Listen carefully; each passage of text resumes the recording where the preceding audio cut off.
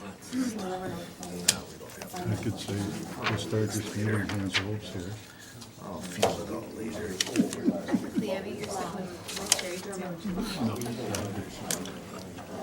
Okay, we'll start this meeting. If we could stand for the Pledge of Allegiance, please.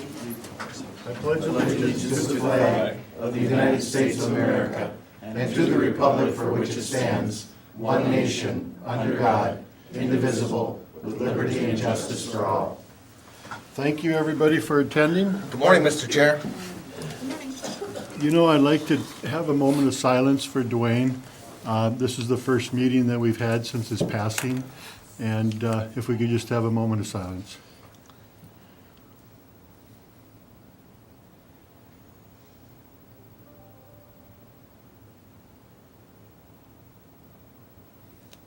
Okay, thank you. I just want to say that Dwayne will be missed greatly here. I've sat on a few of his committees that he's been on, and everybody's given us their condolences from all the boards and everything, and we appreciate that. And Dwayne will really be missed. He was very friendly, he was good to everybody, and he was a good resource on this board. So I want to thank him and give condolences to his family and stuff, and I guess we got to move on. So, all right, thank you. Okay, can I get approval of the county board minutes? So moved. Second. We got a motion by Debbie. Commissioner Jelinski, seconded by Commissioner Wincher. I was going to say JJ. All in favor signify by saying aye. Aye. Opposed, motion carries. Are there any additions or deletions to the agenda? Not at this time. If none, can I get a motion? So moved. By Commissioner Wincher, seconded by Second. Commissioner Lemire. Any further discussion? If none, all in favor signify by saying aye. Aye. Opposed, motion carries. Hands of Hope proclamation. Welcome. Mr. Chair, I just want to apologize. Our technology's out here. Normally I project the board packet, but it's not working this morning, of course. So, well, thanks. Good morning, ladies. Good morning. Nice purple.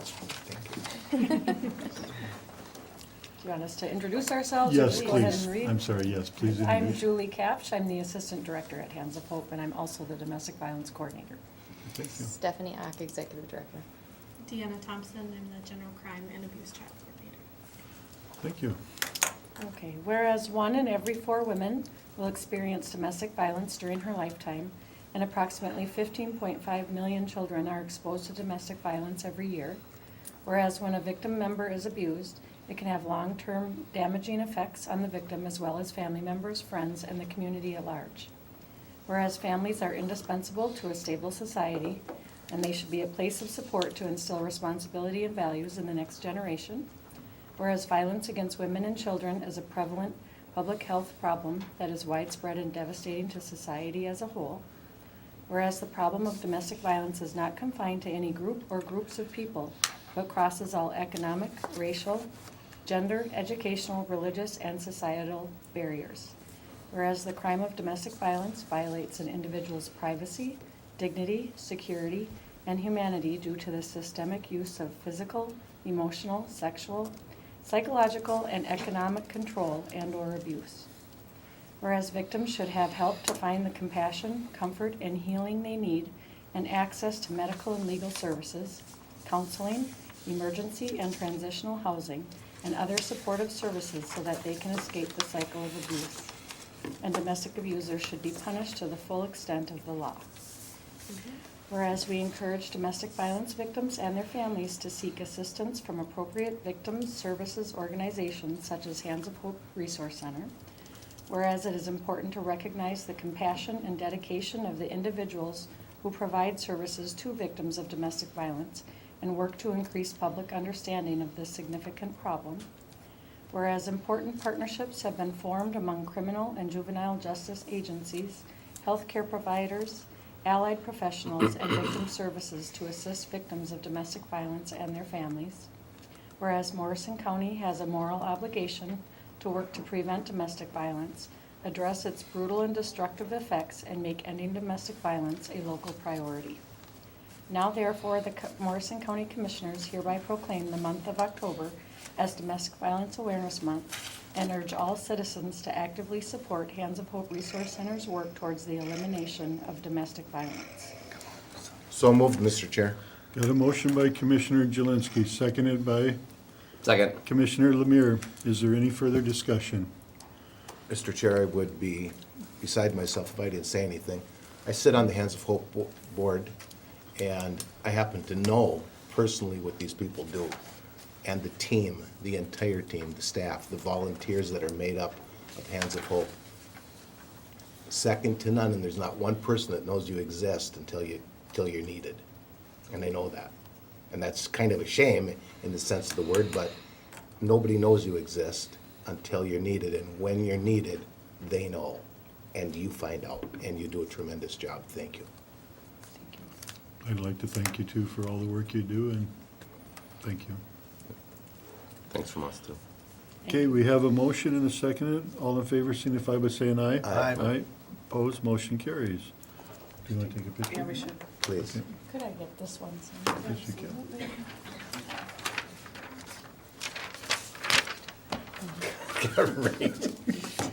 You signed everything else. Yeah, I sign everything else. Why wouldn't I sign this?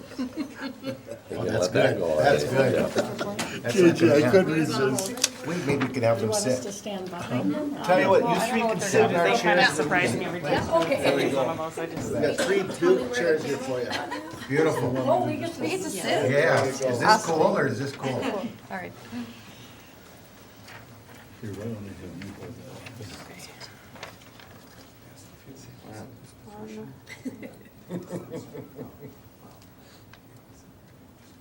You know what, that, I can't get much better, so I'm you sure guys that's look probably, good. I'm sure One that's and done, probably huh? true. Very good. Thank you, you all. ladies. Very, very Stay good. warm. Thank you.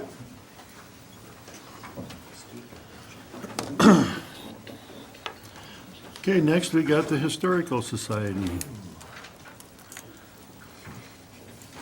Good morning. Good morning.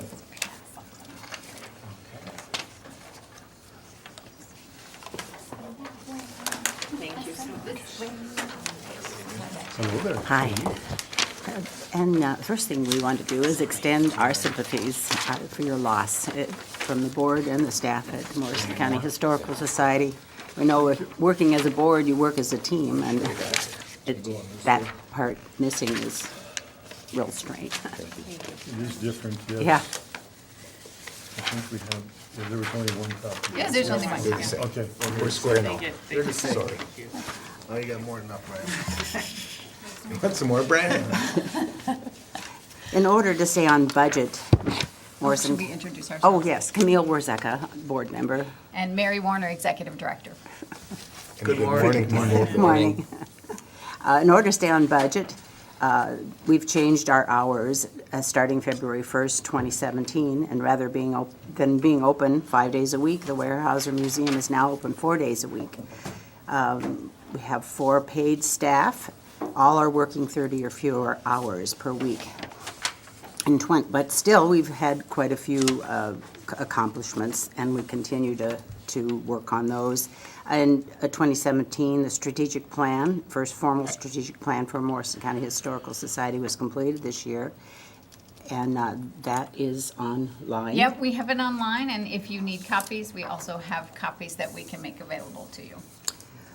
An HVAC engineering study was done. We have an old system that we upgraded in 2010, but it's just not going to last that much longer. So we've had a study done so that we can be prepared and choose something that will be workable in our museum for the things that we need for humidity control that our museum collections require. An economic impact study of collaborative arts and cultural sites in Morrison County, led by Morrison County Historical Society, is It's being worked on right done now. Should be done by December or January.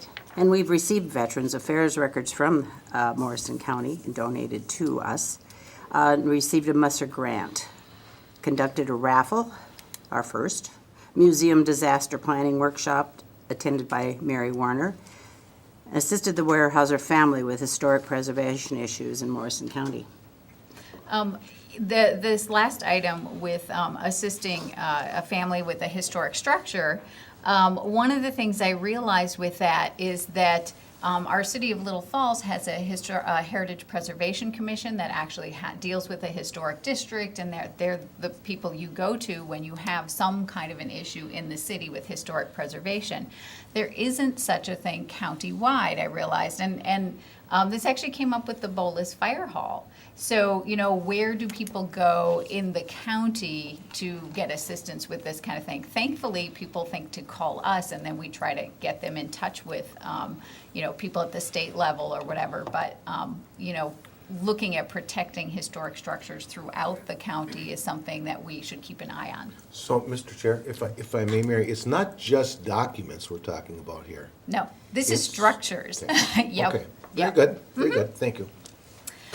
So 2017 was a very full year of programming. We are trying to figure out ways to increase our income. So a number of the things that we programmed in, I mean, we have free admission, which we want to keep, but we need to figure out other ways then to create income. So we did do a number of programming things like classes, tours and stuff where we charged a fee, and then some things were free as well. So I'll just do a quick rundown, and we have at least 18 items on here. I'm shooting for one every month, and so we pretty much managed that. We had classes on how to analyze the news and sorting for history.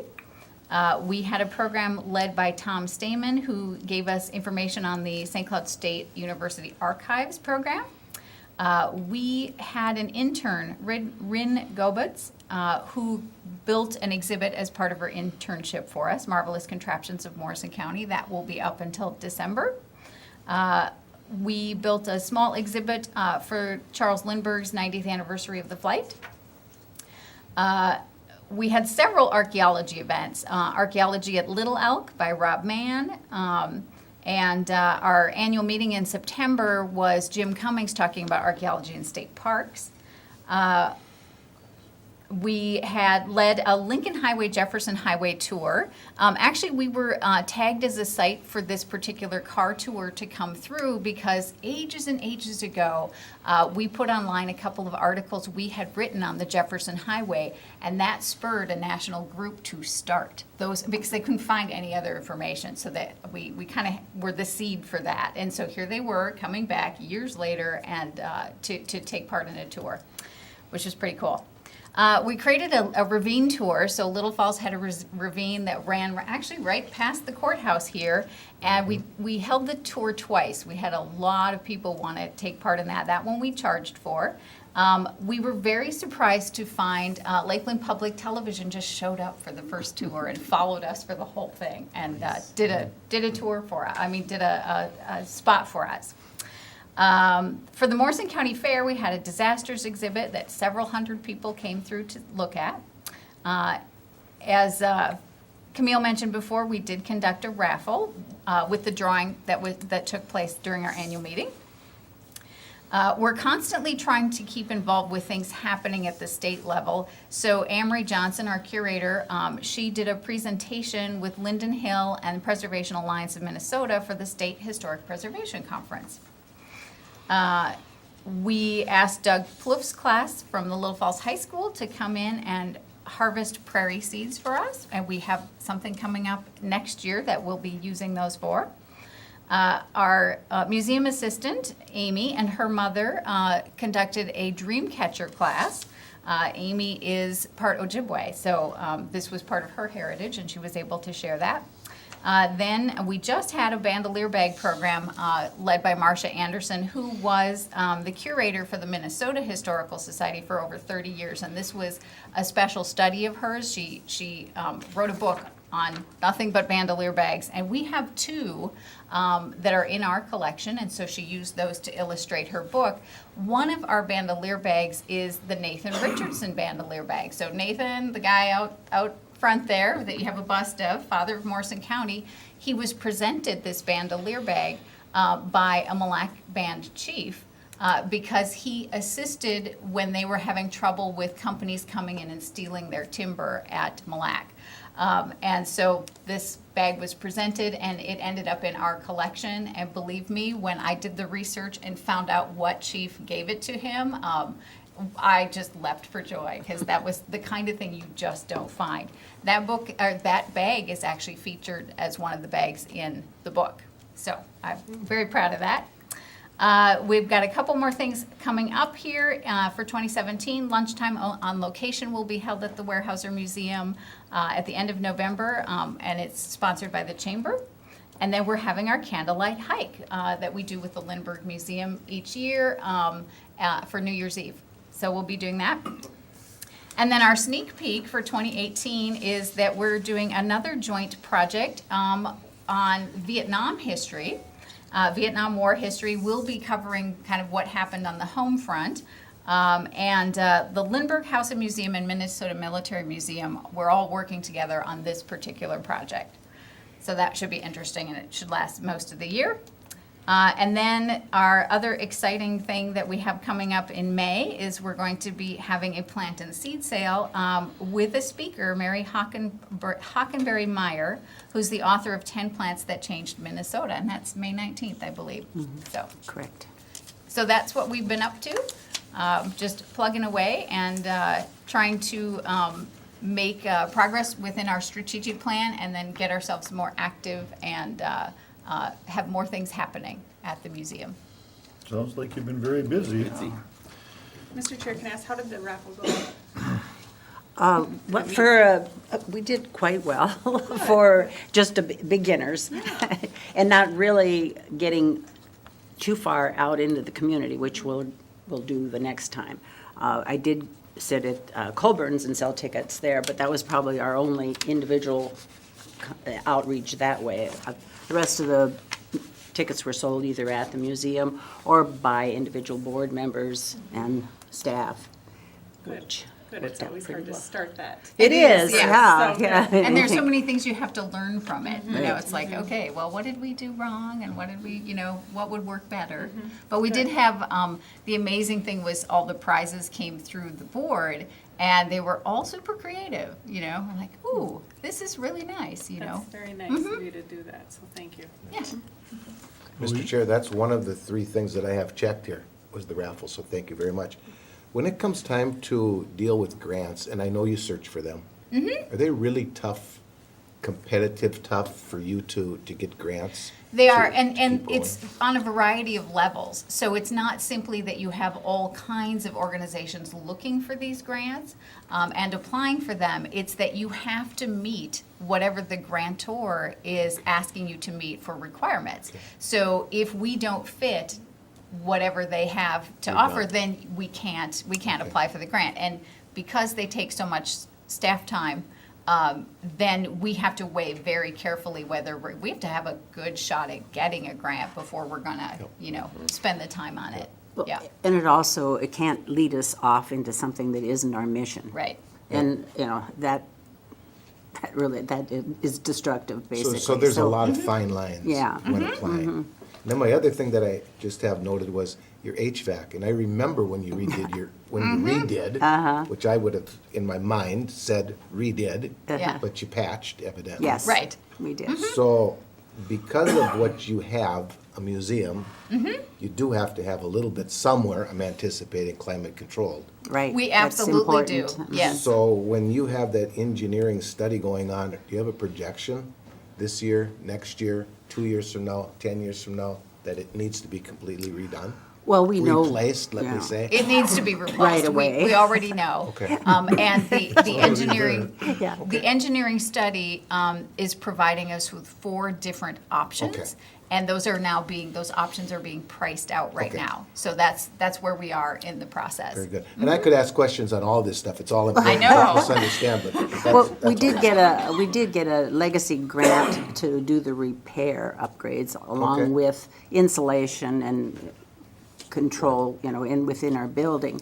But somehow or other, they've determined that we don't have the option of coming back for a replacement system because they're saying, well, you already did that, Okay. Yeah. basically, yeah. Okay.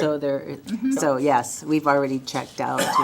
And ironically, the legacy required quite a few changes because of the errors that we made with, when we Well, I was gonna chose say, to. I wouldn't say yeah. they were errors, I Yeah. would say that they Learn- looked at our process and went, oh, this would work better if you had an engineering study done first, so. Now they other- require we- it. Ours, because we were so toward the beginning of the whole legacy grant project, when we submitted for that, they looked at what happened with us, and then they went, okay, now for all the rest of you, we're gonna require an engineering study, and we're gonna require this, and we're gonna require that. So, you know, we kind of piloted what's You broke happening the now. ground. Yes. It's kind of a hard way to go about it, but. Yeah. Yeah, Well, we, as a board and staff, learned a heck of a lot about HVAC. We have. We're pretty And our sure- curator now could have a She could have a test for a boiler's boiler's license. Sure, that's probably true. Yeah. The other thing I want to do, quick, is thank the county for the 3 new pieces of furniture we got, which were slated to be put on auction, and our maintenance guy, John, your maintenance guy, John, gave us a call and said, hey, you want to come look at this and see if you could use it? And at first, Amory and I looked at the ledger thing, and we're like, we didn't know what it was first. It was a ledger holder, and we're like, I don't know how we can use that. And then when John said, oh, it's for ledgers, we're like, dang, okay, we have ledgers. And it has helped this whole past week. We've been like making room and all of that to get the furniture in. And it has very much cleaned up the archive, let me tell you. It's like, oh, I can breathe. And then we're using the auditor's table in the research room, actually, right now, and it looks very nice. So, thank you. Great, excellent. I was I love hoping it. that would work. Yeah. Yes, That's they great. did. Good. Anybody Gained us got a any little other space. questions? Thank If you. not, we thank you very much. Thank you. you. Thank you. Very Thank kind. you. See ya. Crookneck Lake Improvement District. Mr. Chair, are we good? I don't want you to all walk out. Do you want to wait and we could switch up the agenda a little bit, or is Okay. Fishercraft? Oh, here he comes. Okay, all right. Sorry. We'll just tell you we've been waiting for him. Well, That's yeah. all. You tried getting away. You try to get away.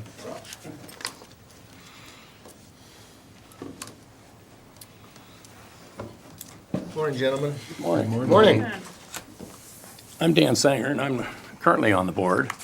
And I think most of you know Adolph. Yeah, he's been around. He's been the board, he's been the board for quite a while. This is my first time that I've been to meet before you, so fire away if any questions that I miss on you. Not a The, problem. You're right. This past year, at our board budget execution, we're sitting at right now a little bit over 39,000, just underneath $40,000 on our bottom line. Our goal was to get down to 30,000, and we're gonna gradually drift down to that. This next year, we're projecting our budget's gonna run us right around $12,100, somewhere in that neighborhood. And we're basing it this year on 10-year averaging, instead of just looking at what our projected cost is gonna be, because we're finding that the weed cost each year varies. One year it might be 5,000, next year it might be 3,000, and we might have an 8,000. And then we had a 0. And so you can't really predict it. And so we went to 10-year averaging, and that's how we came up with that $12,000 figure. So this year we're requesting a levy of $8,200 or $340, which would be $60 per individual. Now that's a delta of about $4,000, which will gradually bring us down towards the $30,000. Because we think we're going to be under our cost for weeds, which would be another $2,000. So we'll probably cut that expenditure over by about half of the $39,000, get us down to about $34,000, $35,000. And so that's our budget. So we're requesting a levy this year of $8,340 from you. May I ask, Mr. Chair Dan, what was your levy for last year? Do you remember? It was $86, I believe. The year before it was, I think we went 0, and that's one of the concerns the citizens have had. We're doing a yo-yo, Right, yep. so we're trying to average it Like you out. said, though, it's hard to project, you know, so. And I was at your lid meeting and everybody was receptive with the $60 that was there and voted on it. Okay. I'll make a motion. Yep, need a motion by Commissioner Winchester, Second. seconded by Commissioner Lemire. Is there any other discussion? I like your report. It's well done. Okay, thank you. Yep. You guys do that yourself? Wow. Oh, sir. Impressive. Okay, we have a motion, a second. All in favor signify by saying aye. Aye. Opposed, motion carries. Thank you very much. Thanks, gentlemen. Easy, Dan. Thank you very, very kindly. Okay. Okay, next we got Fish Trap Lake Improvement District.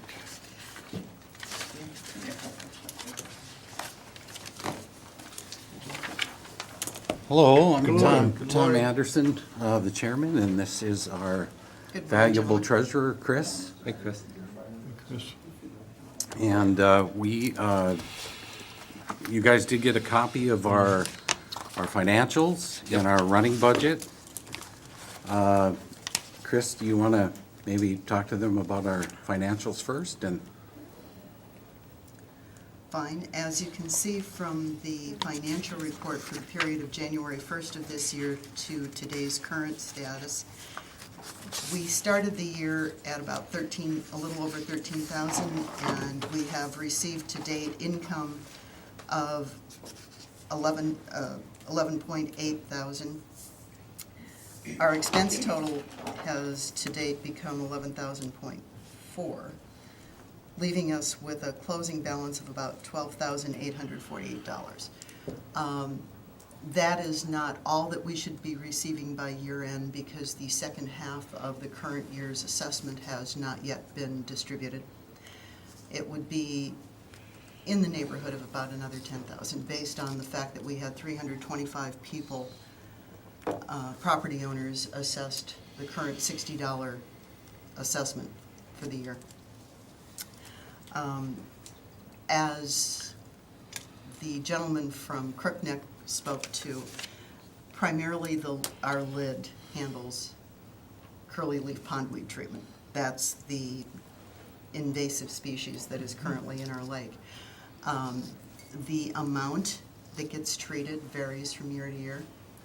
You will note, as a segue into our running budget, this current year, we had projected 17,000, and in fact, it was significantly less than that, because it was initially estimated on a 28.3 acre treatment area, which had somewhat been the norm for the previous 3 or 4 years. This last year, after having the vegetation study done in the spring by RMB, there was only a couple of acres, and Mr. Anderson worked very diligently with the DNR to get approval to hotspot those particular areas, because it would continue to grow and we could still have problems, but those small concentrations were very thick and causing certain problems, even around the public landing this past year. So with that, knowing that we had such a small amount of acreage, it was determined by the lid to estimate a reduction in the amount of money being allotted for curly leaf pondweed this coming year. We're hopeful that it will be even less than that, but we don't know. We've got to keep on top of the continuing control. So that's why the 2018 budget is slightly less than what we had projected for 2017. But during the LID annual meeting, we did propose a continuation of the annual $60 assessment fee. And that is what we have asked you gentlemen to consider and approve. I believe at our annual meeting, there were approximately 52 people attending, property owners, people that would be assessed at the LID meeting, which preceded the Lake Association's annual meeting. And I believe Commissioners Lemire and Jelinski were present at that time. So with that, I will yes, as turn it Chris, back over. Chris has described, we really had kind of an off year with the curly leaf, which is great. So we're hoping that maybe those pods or those seeds have been kind of dormant. Talking with Chris Jurek from the DNR, she at first did not want us to treat it all, but we had, just under 2 acres, and we were able to hotspot a few places by those areas where the landing was. Now, talking with people around the lake, they were really happy with the fact that we didn't have a lot of curly leaf to have to drive through and spread all over the place. As you well know, our biggest concern as we go forward is we are the, we're very infested with zebra mussels. And we have been testing. Amy had a really good training session for us, and I've been out doing our testing of the villagers. And you really can see the drop-off after the peak parts of the summer. Because end of June, we had 50, what did I have on my report here? We had 56 villagers per liter. By the end of July, they went down to 14, and by the time you get into August, we're not as much of a liability to the other lakes at that point. But we see these people coming over to our lake, and I've had some conversations with one that was by my dock, come over from Fawn Lake, from Sylvan Shores, and they say, we come here every weekend and we fish here, and then we go back to our lake.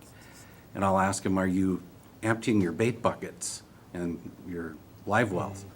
Well, we don't see any crustaceans or anything in our bait bucket, so what's the big deal?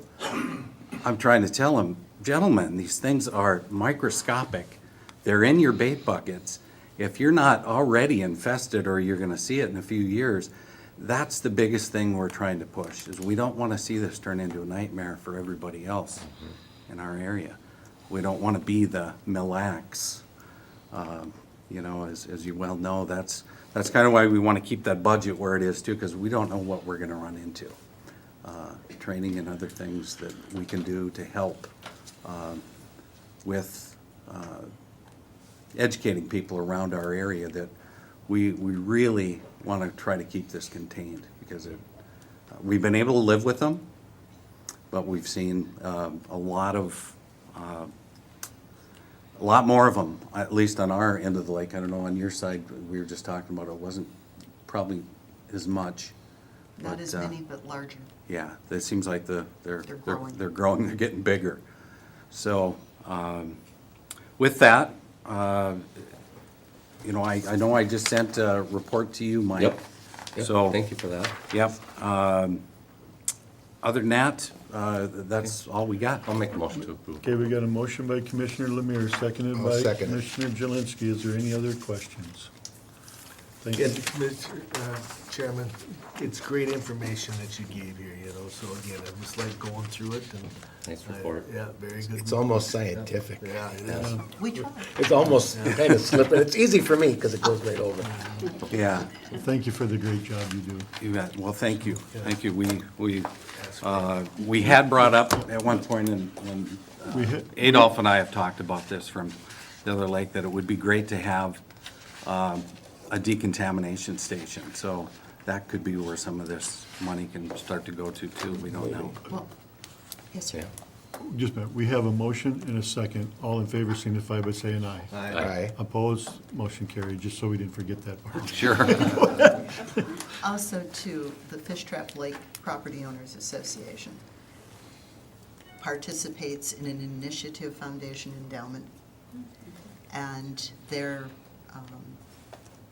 mission statement or goal is to also protect the environment of Fish Trap Lake. That is what the endowment was set up for. So with my husband being the treasurer of the property association, me being the treasurer of the LID, and with Tom's help, and with Scott Schnuckel, the president of the Property Owners Association, we work in constant communication to trying to determine, what possible projects and whatever could be looked at for the future to maintain the viability of Fish Trap. Great. Thank you very much. Thank you. Thank you. Well, thank you Thank you all. guys. I'll do a great job, thank you. Okay, Lake Chaminade, Yep. Can I address just one sentence? Or- Go ahead. I'm Go not ahead. in charge of this show. Okay, sure. I'll tell you, this last couple of years, well, this year, you notice no paper, we didn't pass any paper around. But it has got, I think, Ms. Gruber and Ms. Lau have made it just so much easier for us to be in compliance with our reporting and to take care of the administration. Good. It's just been fantastic. Great Wonderful. job. Thank you. Thank you. Thank you. Okay, Lake Shamana, Lake Improvement District. Welcome, Bob. Good morning, Bob. Morning, Bob. Morning, morning. I have copies of it. Do we need, Does do you anybody need, need need more another one? copy?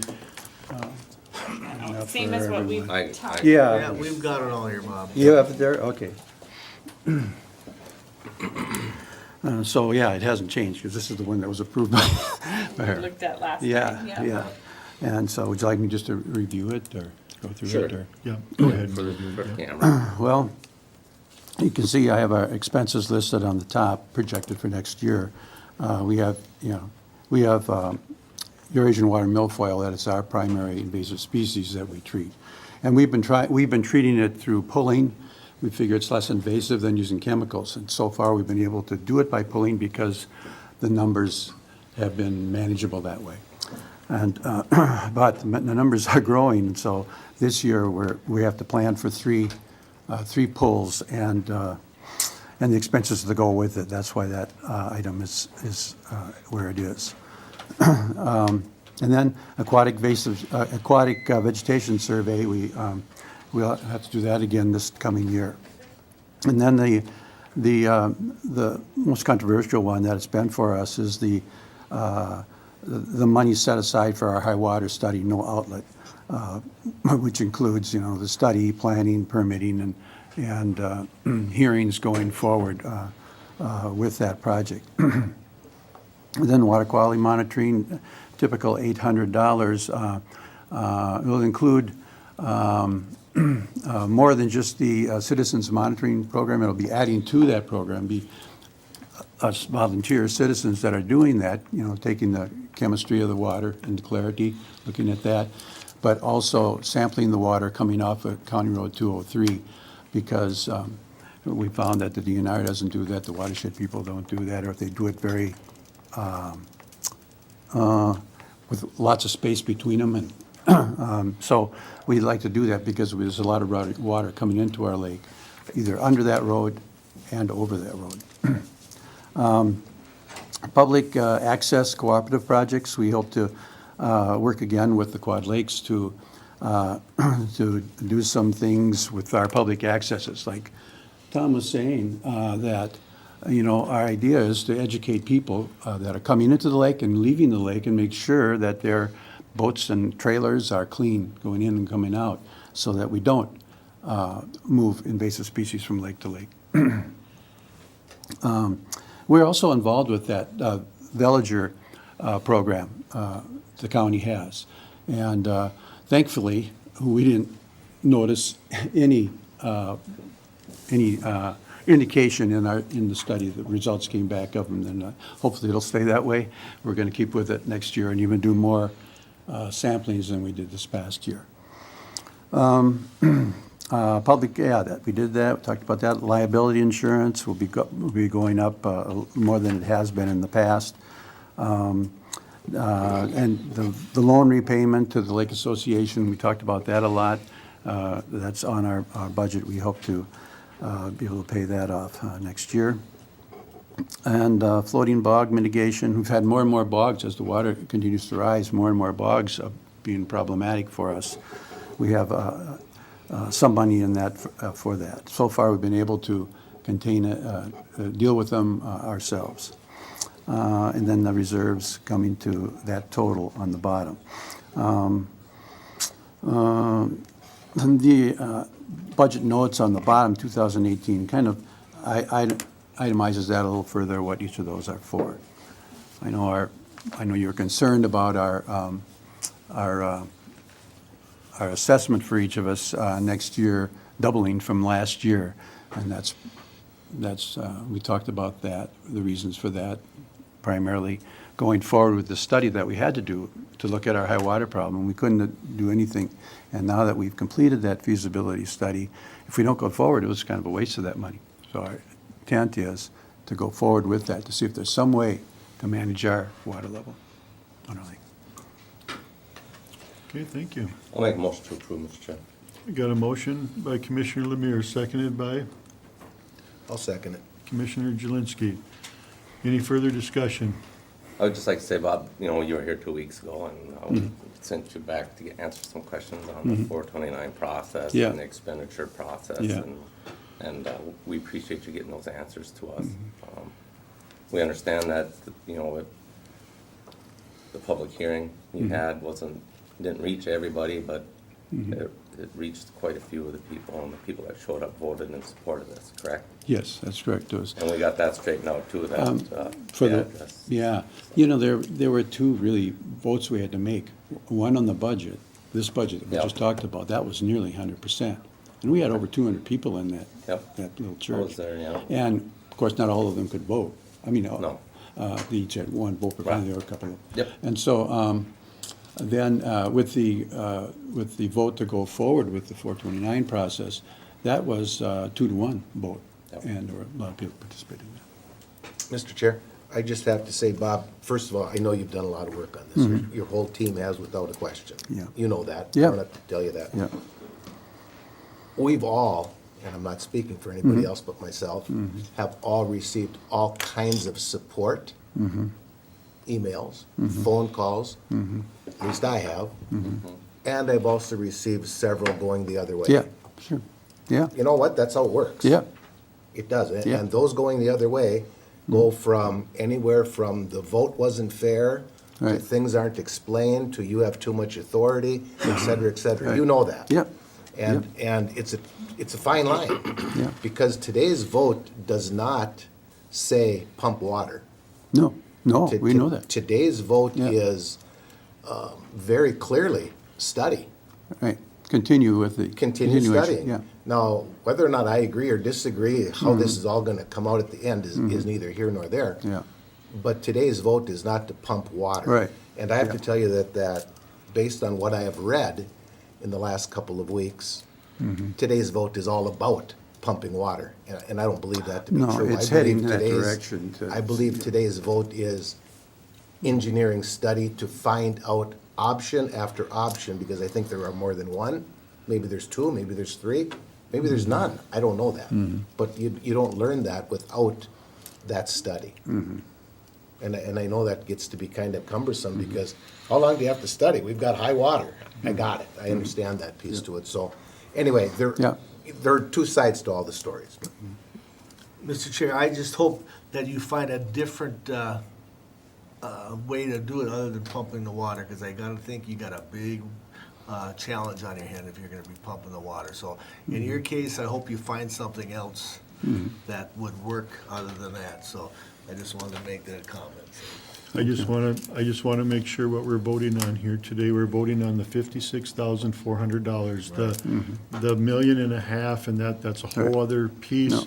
And we're voting on raising the assessment to $130.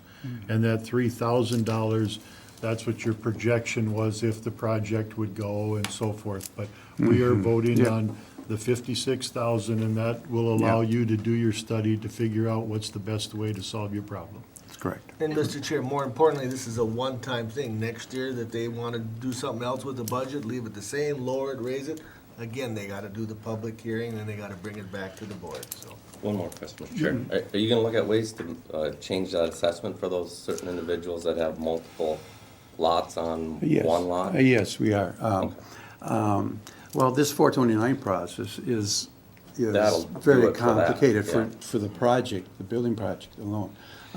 And so that requires a whole different kind of assessment based on Benefit. benefit for each of the property owners. Some benefit more than others with that. And then for next year's budget, we'll have to have another hearing to change with you guys, to change our order that says how we assess those associations that are up on top. Absolutely. Yeah, and so that's what our intent is to do. Thank you, Bob. Mr. Chair, that would come to the board if that process of how assessments are done, because Chamina's our only lid that does it a different way already. So that's something that we would take in front of you ultimately to determine that, but the 429 process works a little bit Yes, different than that if the Yeah. project was approved and moves forward. I think one other reminder, if I could just, the 56.4 is your budget. Yes. There's no borrowing money from anywhere else without Not anymore without getting your approval of the board. consent. And that's just a good, We a learned good our lesson there. reminder We to learned all that, lids, you to know. make sure that the budget is the budget and we don't, Yeah. so, If we had had more experience on this, we'd have probably realized that. so making sure that Yeah. that's just clear. It's nice to know that, you know, they're want to contribute to the success of this project. Because, you know, high water problem, it hasn't just started for us. Before we became a lid, when we were all in the association and or just property owners, we were noticing the high water. And that was one of our major goals, to become a lid, was high water and distant invasive species. And I think, Mr. Chair, we also learned the importance of making sure that the board is kept up to speed on where you're at with that project. As you learn Yeah. from the engineering firm, Bob, Yeah. give us a call and we'll make sure you get some time in front of Tried to the do board. that. I've been trying to forward a lot of things Yeah. to you at different times that were sent to me regarding it, to keep you informed. And I imagine I'm jamming everything up sometimes. But we'll try to It's do just that. a lot. It's Yeah. gonna be, I mean, it's Yeah. a massive Well, I undertaking. know. I think we learned a lot about the different steps that need to be taken and the information that needs to be really gathered in terms of all of this project from all different aspects. So Yeah. there's gonna be a lot moving forward that we'll all learn. I know Yeah. that, so Yep. it's good. And we do appreciate the work you do. Yes. We do appreciate, well, I don't know if we appreciate your problem, but we understand your Yeah. problem Yeah. up there, and you do need to try to find some resolution, and that's what you're Yeah. trying to do. Exactly. Just, we do want to be kept informed, so, because when these expenses get way up there, we got to make sure that that's the trail that we all want to go down. Yeah. And I do respect what your lid has done. They voted on this 2-1, and so I'm okay with this. But we have a motion and a second. Any further discussion? If not, all in favor signify by saying aye. Aye. Opposed, motion carries. Thanks, Bob. Thank you. Thank you, Bob. Thank you. I can sleep tonight. Sheriff's report.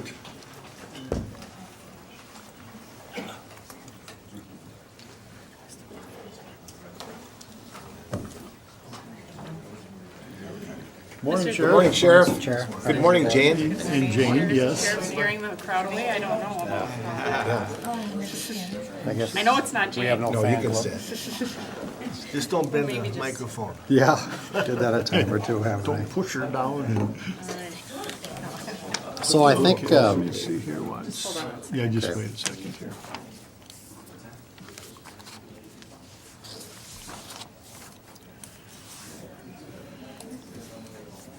There are many, many nice pictures in the sheriff's report that I would love to project, but you see them right here, so.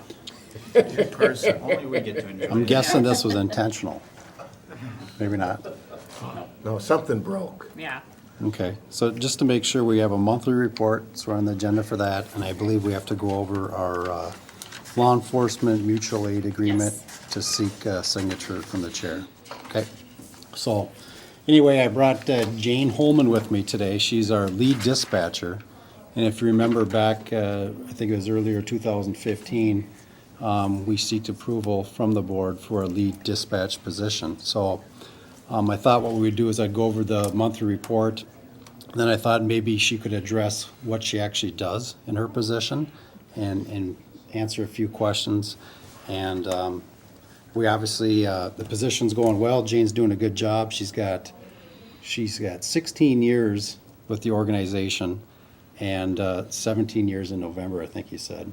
She started off as a correctional officer and then did that for 2 years and has been a dispatcher since. So we'll go over the monthly report and then I'll probably turn things over to Jane for a bit. So I guess there's no following along. Do you guys have? We have They it on do, our, yeah, yes. we We got have, the beautiful pictures. Okay. I've already passed the pictures, but Okay. Well, I'll just speak real quick on this. You know, some of these photos I'll just highlight. I'll just actually go to Daryl and Bev Welly. If you guys see that, I think this is important to point out, and I think everyone's kind of aware of this. They were the volunteers of the year. They received that award, and basically, we put that position in through the MSA, the Minnesota Sheriff's Association. You could recognize volunteers of the year, and Scott McKissick, our jail administrator, submitted this to the MSA with their names on it, and they were selected. So we recognize the fact that they have 25-plus years volunteering their time, their skills, and with our organization at the jail. They've been involved with our rec program, which is Residents Encountering Christ. And of course, they not only come on those rec weekends, they're also following up afterwards with these inmates in the program. So they truly want to see the best interests of the inmates, and they're truly there because they're guided by Christ, and they do a phenomenal job. So we wanted to recognize them. Mr. Chair, Sheriff, I just have to Yep. comment. Not only that, they're good people, they're county people, they're involved people, and they have done, short of a miracle, what they have done upstairs. They truly have. I can't thank everybody enough for getting them to the position that they got to get this award. Huge. Statewide, number one, I mean, it's huge. Correct. And for what they do for the whole entire events that happen upstairs, thank you. Absolutely. And and then I'll just highlight, I was on one of these photos. I went to Colorado through the National Sheriff's Institute. And what it is if you're a first-term sheriff, which I am, it was paid for, all the expenses. And the courses revolved around leadership. So it was good. I was hoping to have a little bit of off time, but I'll tell you, they threw a lot of stuff at you, and it was presentations every day in front of 29 other sheriffs from across the country. So being able to talk to these other sheriffs and figure out what types of leadership is effective in their organization, and maybe be able to bring some of that back to our organization, I think it was all positive, so. Excellent. Getting into our monthly report, you'll see our number of complaints was 859 for the month of September. By comparison, in 2016, same month, September, we had 766 complaints. So they have gone up a little bit.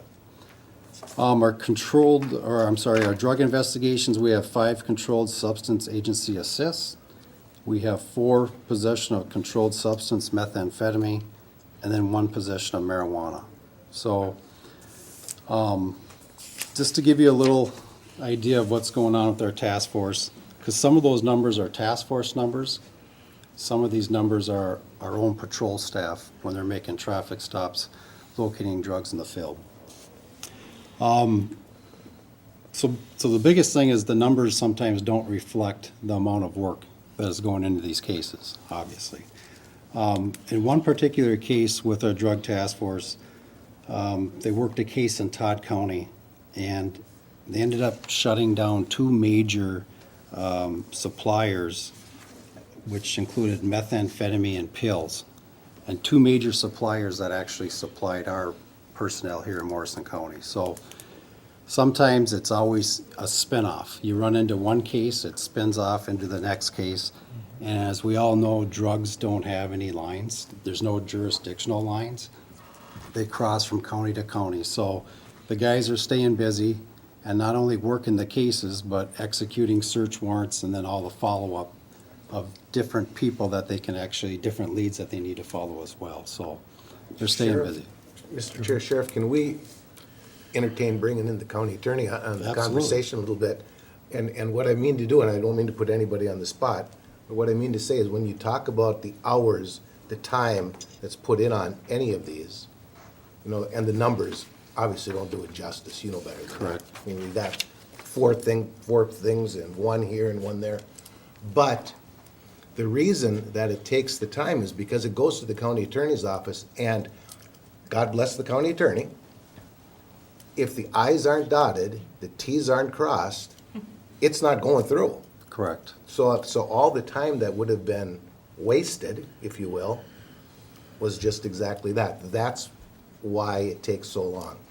And I would just like to hear that from the county attorney also, if I'm on the right page here. You're definitely on the right page. The cases are made at the beginning during the investigative process, and that's where they're put together. And we can't change the facts once they come to our office, so we rely on the investigation that's done by the sheriff's office in order to be successful in the courtroom. That's what I wanted to hear. Thank you. So moving along to our training, you can see we had 5 officers attend rifle qual, 3 officers attend backup qual. That's just your backup weapon. A lot of guys, or a lot of officers, we encourage everybody to carry off duty. If you're a licensed peace officer, you have that right. We don't know when and where some critical incident may occur. So again, we encourage all of our staff, licensed officers, to carry off duty. And that's why you see the backup weapon, that's usually what they carry, maybe something smaller, compact versus their normal duty weapon. The number of complaints was 103 for our criminal complaints in September. So I'll just highlight some of the higher numbers, and that was our disturbing the peace. We had 21 property damage complaints. That's gonna be our 20%, the pink shade on the bottom, the pie chart. And then 17 thefts. And this one really sticks out, it's 9 vehicle thefts. Now, we've done a couple news releases on this, and basically, the majority of these vehicles, with the exception of 1, maybe 2, were unlocked at the time, and the keys were in the vehicle. So we basically sent that out advising the public, hey, lock your vehicle, secure it, take your keys with you, and then we're not seeing any issues. But when you leave your vehicle unlocked, that's what's happening. And I hear it in the public, you guys probably hear it too, well, we shouldn't have to do that. You're right, you shouldn't have to, but I always say, you know what, I'm a licensed peace officer, and even if I had a marked squad car in my yard, it's still gonna be locked and secured. That's just the day and age we live in, so. You said there were 17, I think you meant 17%, right? Or not, or 17 So it happened was to be 17 thefts, Oh, there was, okay. which was also 17%. Okay, that's why I was questioning that. And then the vehicle thefts was 9%, which is 9 If I total. may, Mr. Chair, are these vehicle thefts, are they in one area, or it's just all over the map? It's all over, see. Okay. And when I use these statistics, I'm not including the city of Little Falls. Okay. I'm including Morrison County, the areas that we Right. cover, that come into our dispatch, that we're responsible and have jurisdiction over. City of Little Falls, they have their own statistics and stats on their vehicles as well. So these vehicles are out in the, We've had them in Piers, Swanville area. but not, these statistics do not include like City of Swanville, City of Piers? This is just So the they'll county include any city that doesn't have a police department. ones? Okay. So, yeah. And just to clarify, I'll break that down. Out of the 9 vehicles, it was 4 auto, 4 truck, and 1 trailer, so. Traffic citations, we had 142. Nothing new there. I guess in September of 2016, we had 136, so it's fairly relevant to that. As far as our jail, total inmates in Morrison County, we're averaging 35 for the month of September. I look back in September 2016, a year ago, we're averaging 42, so our average is down a little bit. Total amount of inmates is 49. Just to scroll down, go to our pay to stay, you can see we billed out $11,772. We've only collected $1,172 from that. That's somewhat normal. Sometimes it takes time for everybody to pay up their fees. And again, if we don't get the money, it goes to collections, which is eventually going to affect their credit. And then our 2-year comparison on the last page, everything has gone up from September 2017 when you compare it to September 2016. Some numbers not by much, but others significantly, like our total complaints. And that's really all I have, unless there's any questions for me. I guess I'll highlight one more thing. Our out-of-county inmates, revenue received for the month of September was $22,550. And I believe I have a total on that throughout the whole year of 2017. We're at $213,645. That's revenue from out-of-county inmates. So, any questions on that? We were at the meeting yesterday, Mr. Chair. I know it's probably have to jump through hoops to get federal prisoners coming this way? Because I know we had the sheriff from, what was it, Sherburne was speaking about that? Joel Rott. Yeah, he was at our meeting, you know, and he was just brought that up too, that they house a lot of federal, and I'm assuming you have to do a lot of different things to get to that point. Yeah, I've talked to our jail administrator about that. We have to be PREA certified. We have to update different portions of our jail, and looking into it, it would cost a little bit of money. So sometimes we have to outweigh the benefits, but it's something we certainly looked at. And I think they were building a new jail. That probably Right, helps they were. them to Sure. have all that stuff in place. But Sean, I just want to take a couple minutes. You had those pictures there, but there was an officer, that our boys were out playing Oh, basketball yeah. the other day. And one of the officers stopped by and played basketball with them. And there was about 8 kids out there, and they thought that was really neat. And I was sitting, he didn't know it was my place, but I was sitting there, and he honestly backed up to make an effort to go play with those boys, and I just thought that was great. No, I appreciate that, and we shared it on our Facebook page, and then when I found out it was the commissioner's place, I'm like, well, this is gonna look good. So I purposely He left had your no name i- out of it. He had no idea that was our place. Correct, Yes. yeah. No. Yeah, good things are happening, and I think, we live in a world where law enforcement, we all know, we're not trusted as much as we should be. And we all know there's a bad apple in every single sector. But for us, I think the guys are doing a good job getting out there, trying to interact with our youth and even with our seniors. And we're trying to maintain that trust and actually get more trust if there's such a thing. But, Mr. Chair, Sheriff, that photograph went a long way.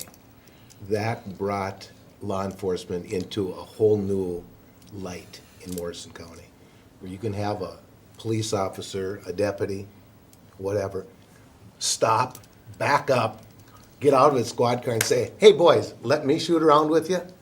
Pretty cool stuff. I like it, thank you.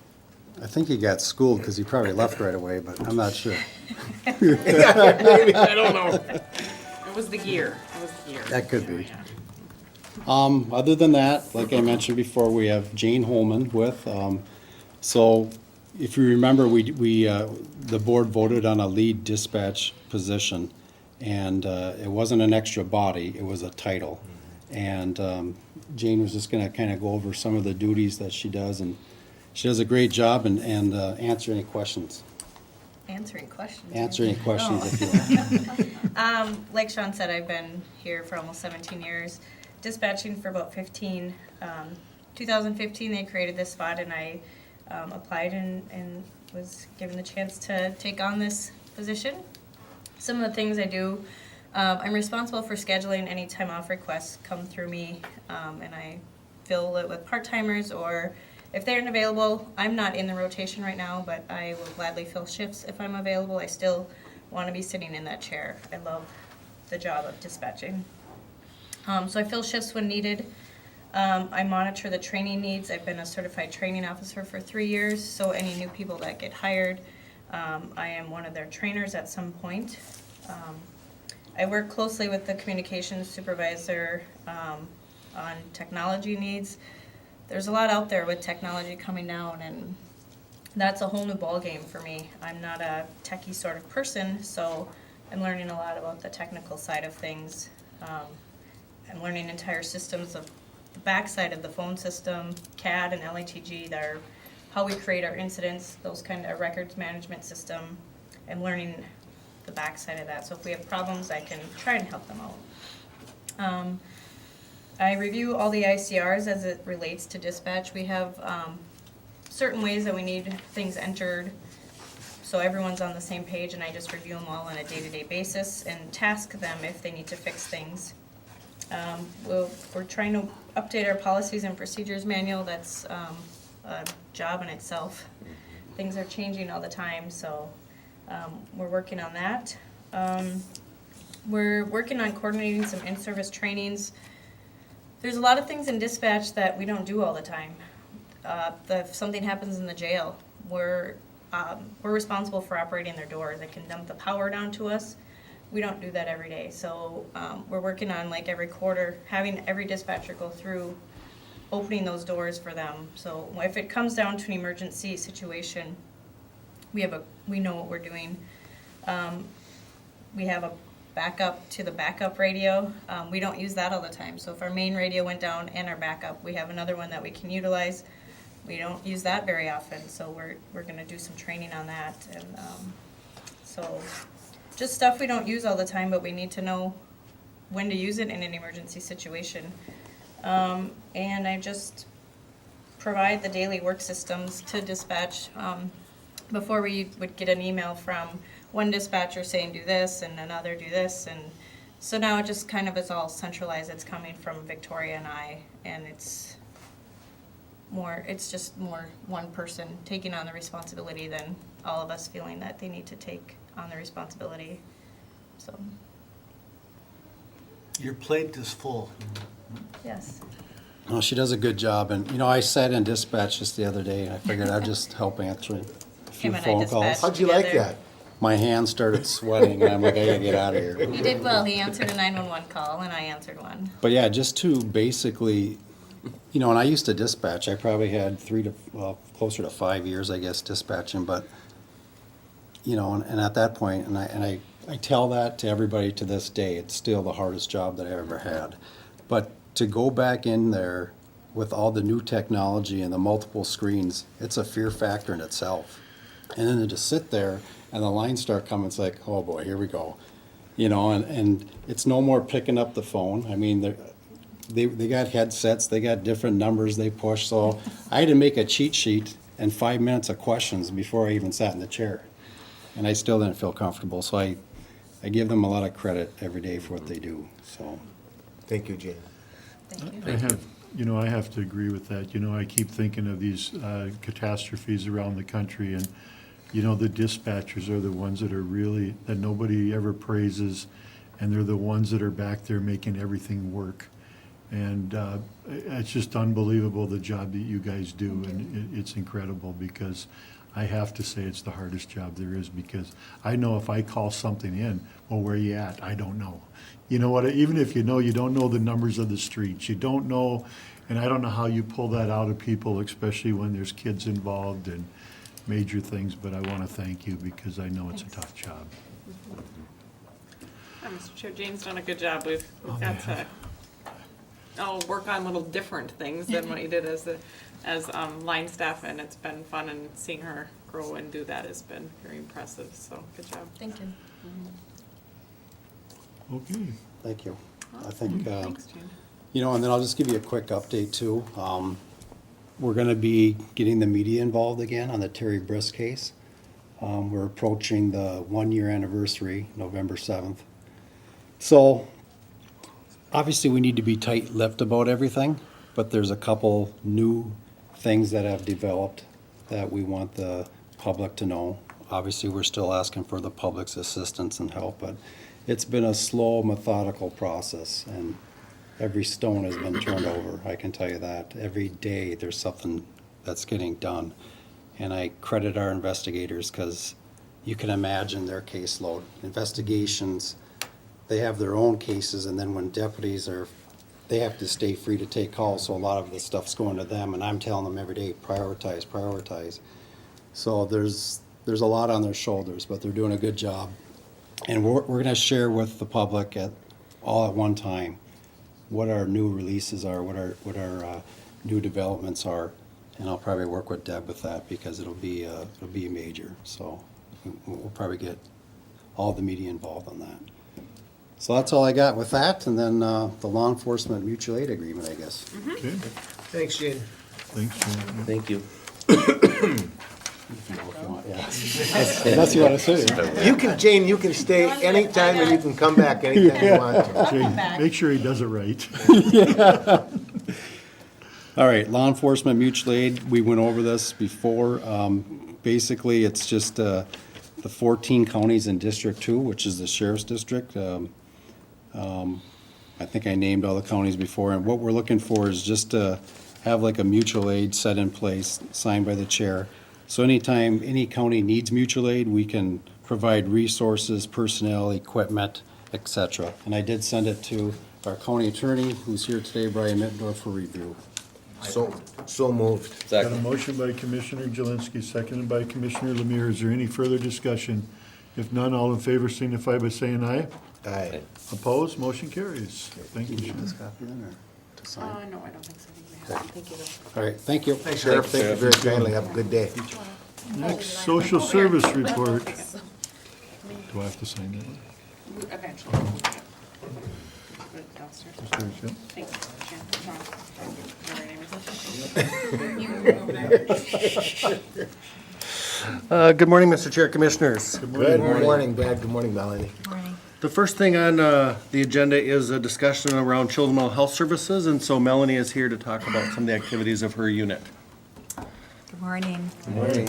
This is just an informational report about Children's Mental Health Services. Morrison County does provide this service, and we contract with South Country Health Alliance and some other, also PMAP, or private insurance agencies, in order to provide this service for children that can go all the way up to age 21. That is to say that if they are found to be eligible for children's mental health prior to the 18th birthday, we can serve them all the way until age 21. And so we do that for kids that are more disabled, though, and we know that they're going to need deep end services. We usually refer them at 18 to the adult unit. So we usually provide that extended service for kids that are a little, have a little less of a severe need. It is a voluntary service, so it is one of the voluntary services that we provide to the community, and we provide that support and education for parents and kids, and really helping them to learn about their mental health condition that they've been diagnosed with, helping their families to learn about that and understand that, and then helping them learn and develop those coping skills and connecting with services throughout. It has been found really that when it comes to our child welfare programs or our children's mental health programs, really one of the most important services we provide, believe it or not, is that monthly contact. That is important to families. It is important to kids. We know that relationships matter, and that can help develop that motivation to take care of yourself, take care of your family, that those connections matter. So that in and of itself is an important service. The next slide has got to do with our children's mental health caseloads, that they are continuing to grow. We've had quite a bit of growth through the years, and I really don't see that changing. Right now, I would say that we're on target to be just a little bit above our 2016 numbers once we get to the end of the year. Usually in the fall now, when school starts, we'll see a lot of new applications come in from school-based mental health providers, and so they're starting to roll in. What that increase is about, I think, is a couple things. It is about there being less of a stigma about children and families accessing mental health services.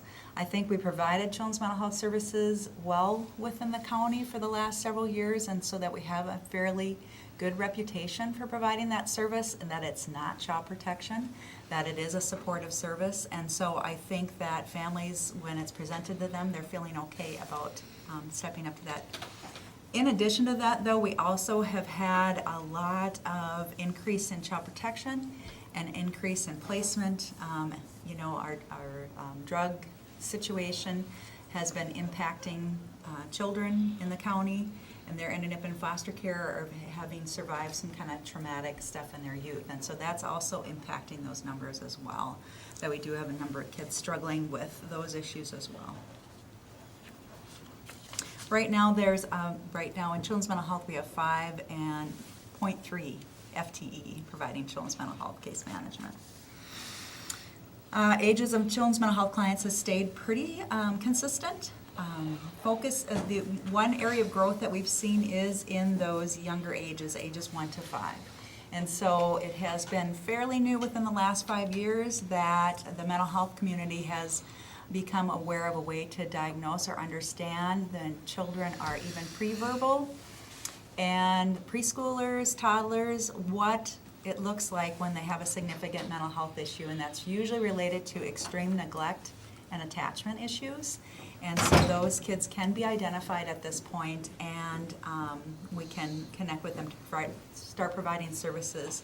Those services usually look like, in working with the caregivers to know how to respond and increase that communication and communication about care and meeting their needs in order to help stabilize some of those symptoms.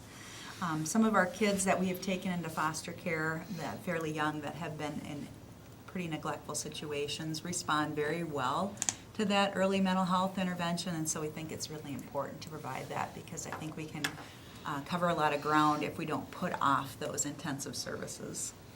And we also encourage families, schools to refer sooner rather than later. So, you know, the earlier you can start working with kids, the better outcomes we'll have, so. That's true. The next slide just shows a continuum of our mental health services available in Morrison County. I just wanted to give a picture of the least restrictive to the most restrictive services that we provide. When it comes to emotional disturbance, our community collaborative has worked with Northern Pines Mental Health Center to provide school-based mental health, and so it's really opened up a lot more outpatient counseling for our kids, because, you know, oftentimes parents can't take off work to get their kids to a counseling appointment. And there's only so many counseling appointments available after school, and so that has really increased access to services for kids that have an emotional disturbance. And they can provide in-home services if they have certain, if they are on medical assistance or a PMAP program, they can access in-home now without us having an open case. But then as things get more complicated for kids and youth, and the providers see that they could benefit from using respite care, some medication management, maybe some more focused behavioral programming, they will refer kids in for case management. And then we can look at the access to a bunch of other programs, which would include Family Support Grant, Consumer Support Grant, and things that are available. Maybe we would recommend having a Min-Choices assessment, and all the way looking into CADI waiver services, which would be on the waiver through Min-Choices assessment, and all trying to avoid looking at an out-of-home placement. You know, the out-of-home placement is at the end of the continuum. There is a new program that we talked about last year called Y-Act that Northern Pines provides, and that's similar to an adult acute mental health team, and it's for youth 16 to 21.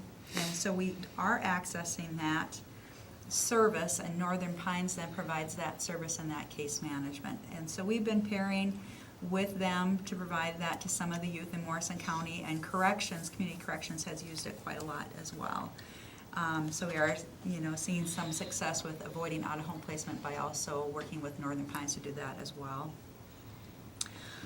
When you look at placement, we try to prevent that for several reasons. One is that it's hard to integrate kids back into the community with the skills that they learn in that setting.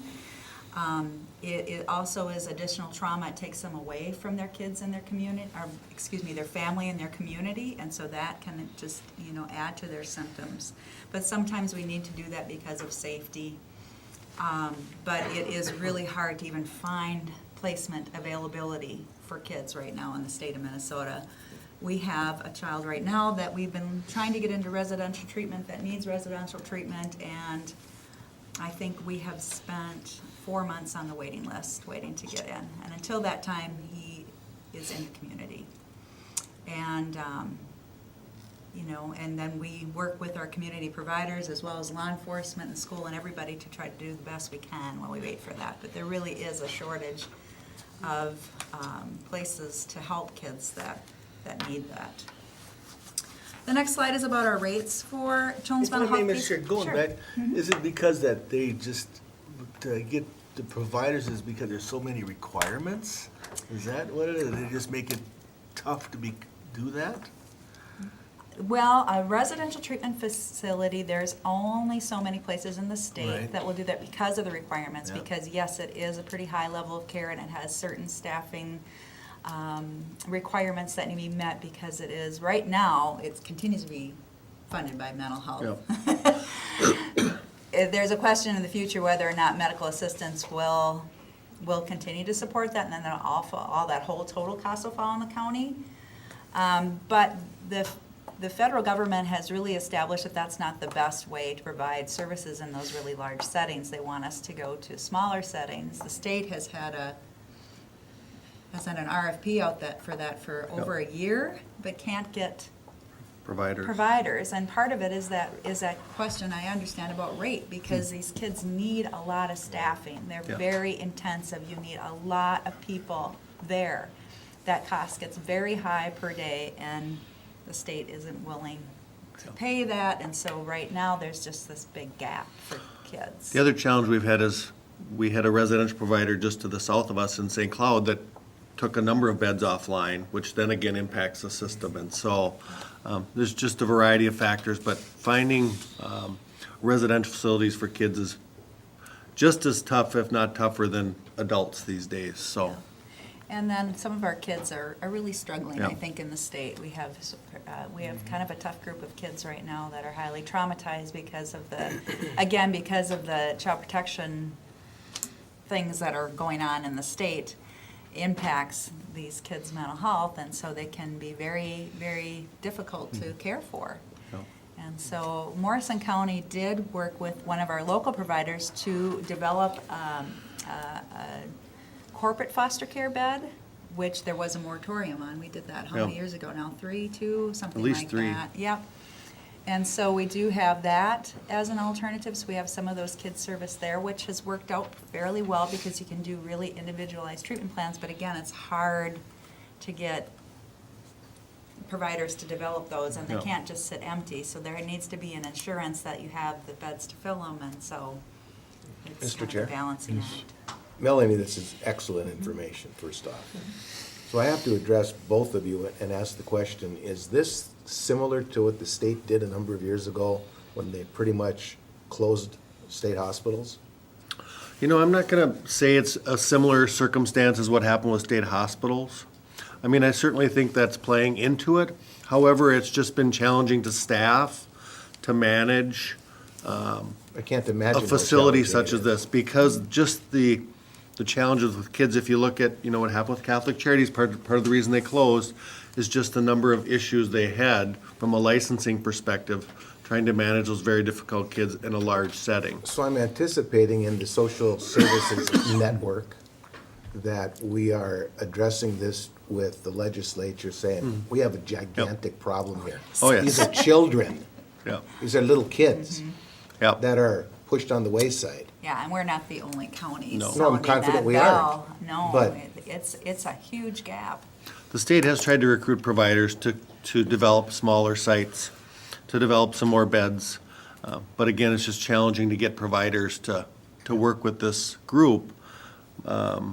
Because again, you're working with people under the age of 18, there's, you know, more standards, more requirements.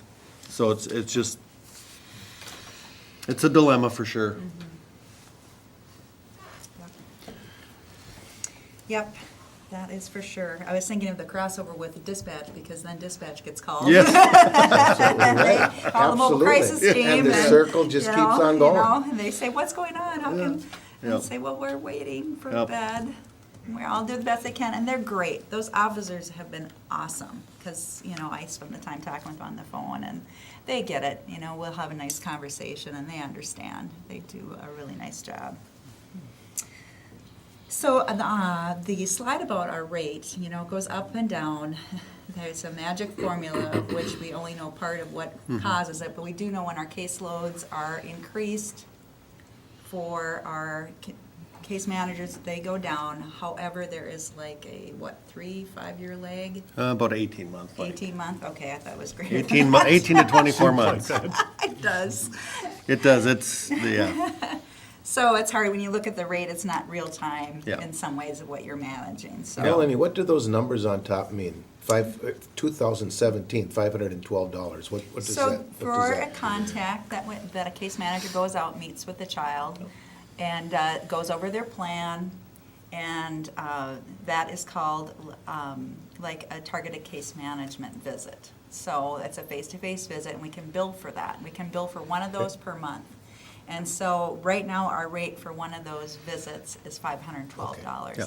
And then technically what that covers is all the work the case manager does on the month in that case. So there's other work that they do, you know, calling providers and having meetings and all of that, but that face-to-face visit is the one that medical assistants and health insurance companies pay us for to cover that whole need. Thank you.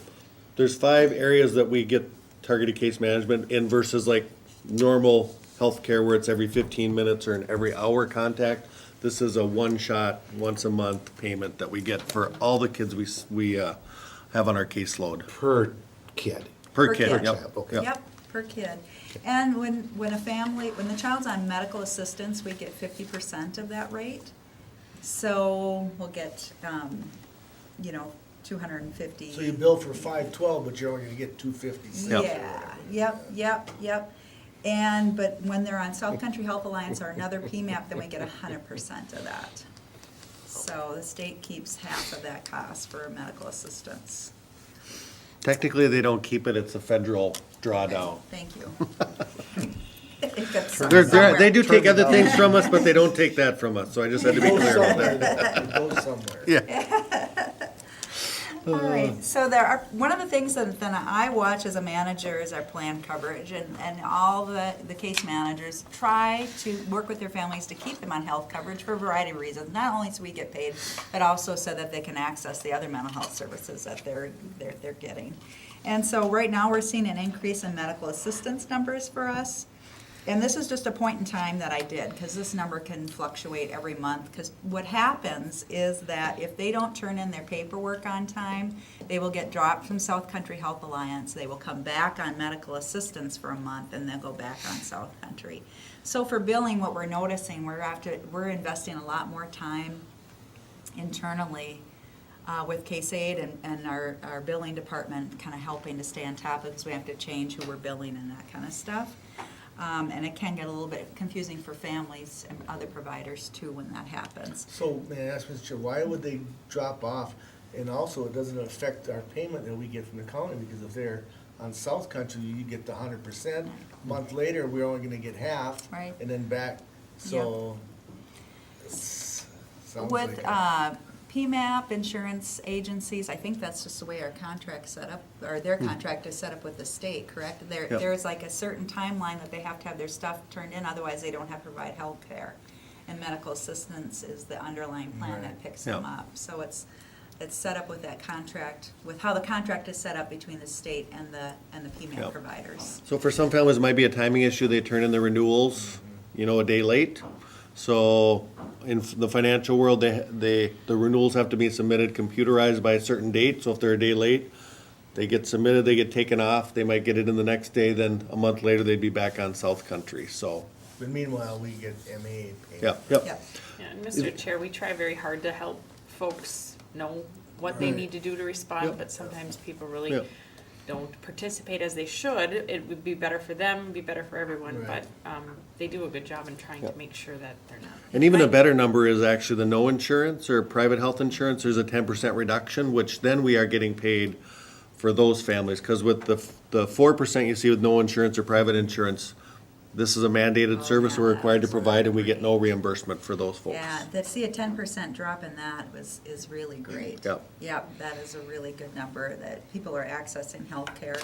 And, the other part of why MA may be increasing is because we do have kids that do need those deep end services on that continuum, and those are only available to medical assistance. So as we put kids on CADI, Access Family Support Grant, Consumer Support Grant, and some of those other things too, they have to be on MA. So there's a couple factors there. All right, the next slide is about just our income that we use to support children's mental health services. Our targeted case management is our largest, but we also, this is last year, so you can see in 2016, we had more income overall from the healthcare plans.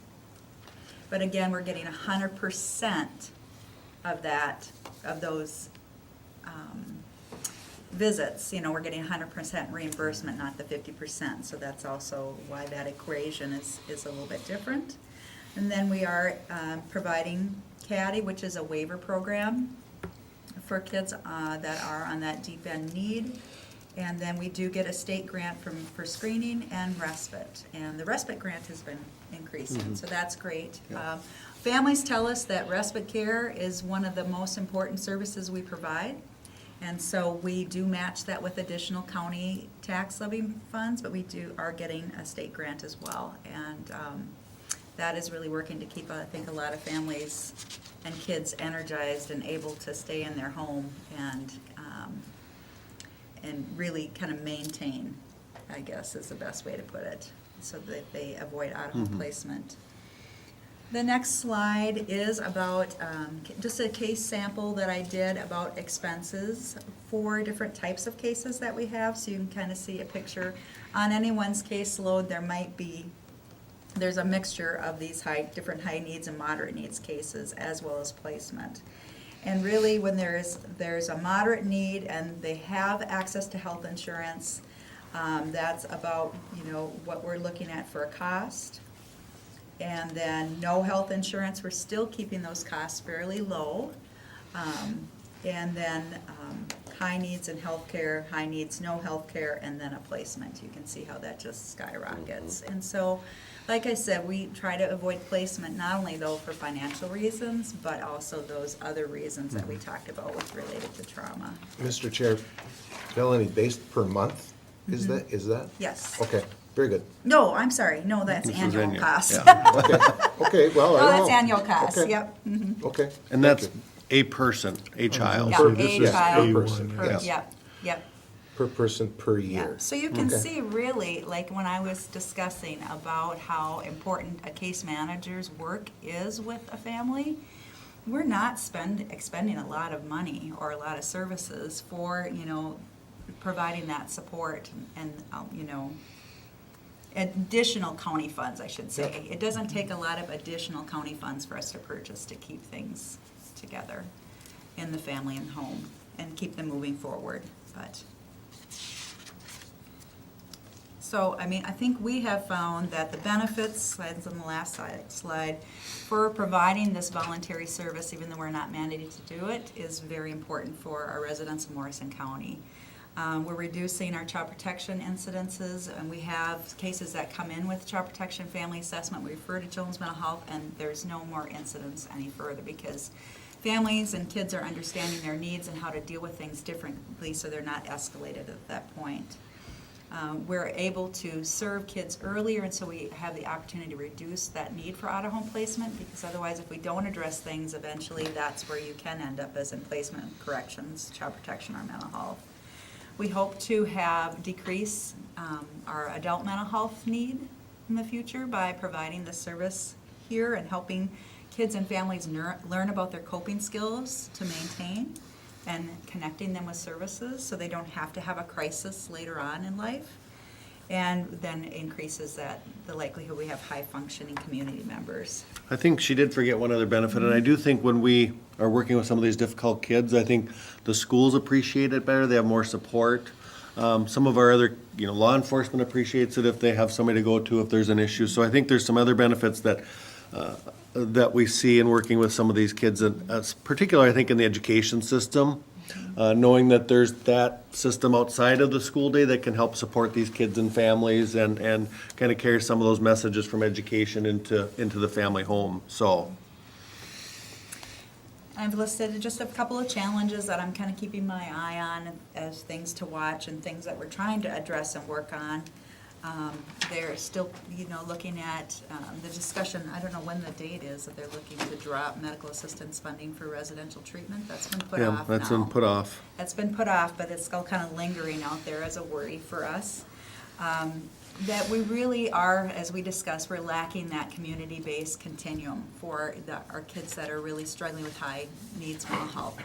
I would really like to be able to develop more local type services, smaller bed services, and we'll continue to work on that with the state, with that PRTF process. I do think, though, that our educational co-op is looking at building a level 4 program, which I think will be a nice service for kids in the community as well, that it certainly won't meet all of the needs, but I think it will, again, it's one of those kind of lesser restrictive alternatives that we can provide in the community. And so as those plans develop, we've talked to the director just to make sure that we include some mental health services, which are not currently included in some special ed programming. And I think the co-op is pretty interested in that. So hopefully that will improve some of our community-based services for those kids. Yes, and like I said, we do have an increase in mental health needs. Kids that have more severe symptoms right now with the result of the child protection stuff that kids are experiencing in our community with neglect and trauma related to some of the drug situations and other high needs type situations. And so the need for those types of services like the level 4 and the other community-based services will be greater. Also, I really need to work with our community providers, and we'll be doing that over the next year on transition services for the transition youth, to have them have access to more services. Right now, things are pretty siloed. It's like there's adult services and they have access to, all kinds of certain services. And then there's kids, and kids, served up to 21 that aren't serious and persistent. There's too many silos in place. And so we're gonna be working with our providers and our team on that over the next year as well, to try to broaden that. And then, of course, just watching what happens with healthcare will be important for us, too. Yep. Wow. There's a lot going on there. Yeah. We'll get tested next week. Yep. Other questions for Melanie? Otherwise, thank you, Melanie, appreciate it. Thank you very much. Thanks. I have one other item under social services, and that is a request for out-of-state travel for our staff person who works with the prescription drug care team at CHA St. Gabriel's Hospital. They were awarded a grant from the Minnesota Department of Human Services. The hospital was to create an Echo Hub, which is an extension for Community Healthcare Outcomes Project. And really, they're going to become a site to mentor, provide clinical consultation and supervision for other hospitals and clinics across the state. And so as a part of the grant, they're required to go to New Mexico, which has created this Project Echo process to be trained. And so they're going to be going the week of November 12th. So moved. Second. Got a motion by Commissioner Wincher, seconded by Commissioner Lemire. Is there any further discussion? If none, all in favor signify by saying aye. Aye. Opposed, motion carries. Thank you. Then I just have one item under public health, and that's a request for a new establishment license for the Fitness Connection Little Falls. So moved. Got a motion by Second. Commissioner Jelinski, seconded by Commissioner Wincher. Is there any other discussion? Which one's the Fitness Connection? Just right over here. What is it? We license them. They are gonna create some Protein or protein health shakes or something Oh, like that. Start serving out at the facility. Okay. That's my, I'm like, what? Are people sleeping there? Hamburgers, Or are french they- fries, put a deep fryer in. light beer. Yeah. We got a motion. But they're doing some fitness food, and I think they're even gonna look at expanding a little bit, but this is their first move into this, so. We got a motion and a second. All in favor signify by saying aye. Aye. Opposed, motion carries. Thank you. That's all I have. Thanks, man. Thank you. Brad. Have a Thank good you, day. Brad. Thanks, Brad. Extension, how about if we do extension, then we'll take a break, All right. since she's been here a while. Yeah, well, and I Yep. told her to come early and then, No, we'll take a break after the Then we might as well extension do report. the auditor's report, because that doesn't take very long either. But she's gonna be here, she's gonna be here anyway. See? Good morning, I've Ben. seen this. Good morning, Where have I Becky. seen this before? I've seen this before. Well, I did just present this to the County Extension Committee last night. But I wanted to share that with you. Of course, the board report, if you have any questions on that, I'll be more than happy to answer those. But primarily in September, 4-H is kind of ending the year and beginning the year. So about September 14th or 15th, we do a rollover. And in our online system for enrollment, we kind of shut the system down and reboot, and all of a sudden, everyone is no longer enrolled. They have to re-enroll.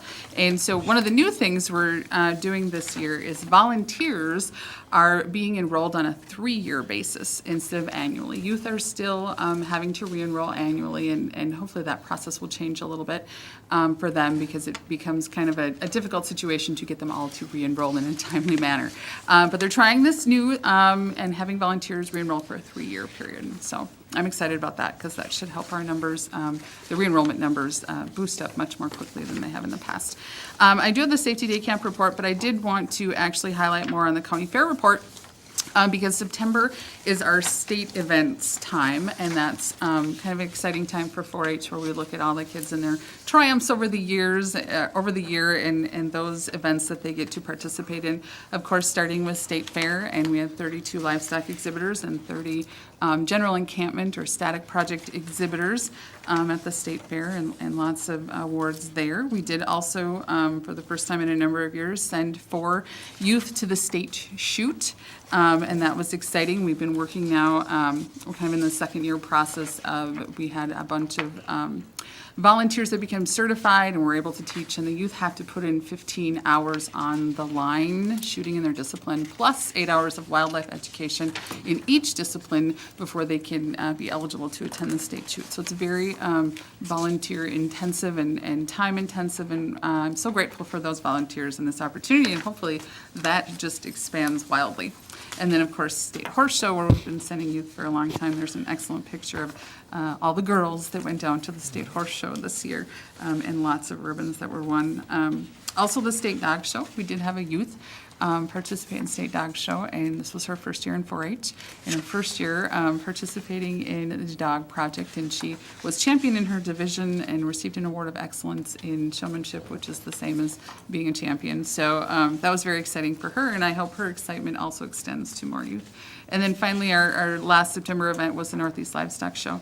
And we had a rounding 38 youth that participated in that. That's more local, it's in Brainerd, but it's a regional show. 22 of the Northeast counties are invited to that, and there's usually around 300 to 325 exhibitors at that. So it's a wonderful opportunity for the kids as well. And so we are deep into re-enrollment and starting the new 4-H year, and this was a great past year for us, so looking forward to the new year. Thank you very much, Excellent. Becky. Very good. Anybody have any other questions for Becky? Well, thank you very much. Thanks very much. Becky, thank you very kindly. Appreciate it. Okay, we'll take a 10-minute break. Okay. And then the auditors report. Okay, so I think the Good morning, first Deb. thing we Good have. morning. Good morning, Good morning, Joyce. gentlemen. Morning, Joyce. First thing we have is the resolution for Dwayne's position. Why do we need a resolution? You gotta call for the special election. So I know the answer, I was asking. Per statute. So we can notify the Secretary of State's office that we've done that? So when there's a vacancy in a commissioner elected office, there's a process that we have to follow. There's a statute that governs that process. This is, due to the timeline of this being the position will be vacant for over a year. This prompts the process that is laid out within that resolution. And there is a process laid out, and obviously the process is laid out because there needed to be a process to be laid out, I would anticipate. Yes, because it, as you said, it is more than a year. It requires a special election. If it were less than a year, we could appoint. Okay. And because of the new laws put in place during this last legislative session, we have certain dates that we have to hold these elections on. We can't just pick a date. So, Okay. And if I may, Mr. Chair, I'm kind of the one that's bringing this up here. And again, I'm not for appointing somebody, the special elections, but by the way, all this is all set up, and nothing against the legislators and all that stuff. But this is just ridiculous because of the fact that we have to have a primary. We have to have a primary probably in November, December, whatever it is. I shouldn't say we have to, if we have more than two. By the time we fill that position, it'll be April, and correct me if I'm wrong anytime. That person again has to refile whoever won in May, I'm assuming. So now so we'll be vacant here for at least till April. My thinking is, can we just run it all the way through till the election? And then it says in the statutes that at that time, that person who wins the election, we could add them right immediately to the board versus going out to the end of December, my interpretation. I think what that you're talking about is if it's under that year. Right. They would take office in the November election, and they would, instead of waiting till January like you have. Right. That's what that law is kind of refers to taking action right away. But we will. But that's would be ones that would, like if this would have happened in 18, or when the If election it happened would have January been. 1st, Yeah. whatever, Yeah, unfortunately. but that person would have gotten the chance to take office in November instead of normal elections going Right. to January. But this way, we'll be without another county commissioner, maybe till April. Yes. And then we may have a new county commissioner from the April. following year. In January. Part of the game. You know, but That's the again, sum. I just don't agree with that game, because it's just, And part of the frustration with what law changes is that we can only hold elections on certain dates. Where Right. previously, we could pick dates that were much closer to what it is now. And it's the timing of that district that happens to be vacant again come January of 2019. And so, there's not one of us at the table who wishes we were in this situation by any means, because we certainly are feeling that loss that we experienced, but this is how we have to move forward with it, and the timing of those elections puts us out to, there will be a vacancy through April provided, unless there's no primary, if Right, only that's two what I people said, yeah. file, then we'd have that election in February. But we don't know that yet, so. And then generally, I talked to Itasca County that had a vacancy, and it took them 6 months to get it done. And they weren't even, they don't have to worry about, they could pick any date yet, but it still took that time frame because Right. you gotta plan for 46 days before each election for absentee voting. Yeah. You gotta plan to give the printers time, you gotta have the canvassing boards, you gotta have the Filing week of period. contest if they wanna, so it almost takes 6 months to get the election done. and then not only that, it's the people that are running, it's a cost factor there for them. And then the person that wins, it's gonna have to probably do the same cost again. So again, I just don't agree with the process, but that's the way it is, I guess. Mr. Chair, one thing, we haven't set the board dates for 2018 yet. And if we kind of look at how we normally follow dates, it kind of played out that we would have a meeting. I'm gonna set it up so that first meeting that we possibly can swear somebody in, we will do that, which may mean we might have 2 planning sessions in a row and 2 board meetings, but we're gonna set up the month of April, just anticipating that that's the case right now. We can always change it later if we wanna change those dates, but I just wanna be able to swear somebody in as soon as we can, but we do have to wait so many days after that election would occur if it needs to be that it would. Same thing with February, say there's no general election and or no primary election, so we could run the general in February, we'll make sure that those dates coincide, so as soon as we possibly can get somebody sworn in, we can do so. If I may, are they gonna have 10 days to file? Is it, once we get this going, is there gonna be a 10-day, or are they gonna give it longer? Because it's weeks. so it'll be 14 days? Yeah. There we is. shortened this to Is 1 that week. what's in here? Was that? Yeah, we shortened that to 1 week. No. If there was a time crunch, Okay. we could have shortened it for a week, but because we have to have the primary in February and April, there is no time crunch, so that it's not practical to shorten. That's how, I asked the So Secretary of then we State's need to office. change this. Yeah, and the filings will be for 2 weeks because Okay. there's no really time crunch because the primary has to be in February. So do we want to open this up sooner No, or back it up later? no, Because right now December. it says 5th through the 9th, which Yeah. is 1 week. Yep. This should have been the 19th, Okay. 5th through the 19th. I know, and that's why I happened to see that, that's why I was Yep. asking that So we'll question. change that resolution to be through the 19th. Is the 19th the correct date? Do you have a calendar in front of you? It's it's from Tuesday to Tuesday, so it should be from December 5th. is a Tuesday. Yeah. Okay. Yes. Tuesday. 19th is a Okay. Tuesday. Could we have somebody read this resolution out loud so that we have it on camera? Because there will be Is it people. Tuesday too? Yep. There So it will should be say people. Tuesday, December 5th. Did you give this to, the dates are wrong, right then, so it needs to be Tuesday, December 5th through, Yeah. Tuesday, Tuesday, yeah. December 19th. I'd They're prefer to still have in this redone. The rather dates than sit and the there. date, You yeah. know, I mean, you've got Yes. too many things that are Right? incorrect on here. it will get redone. Yes.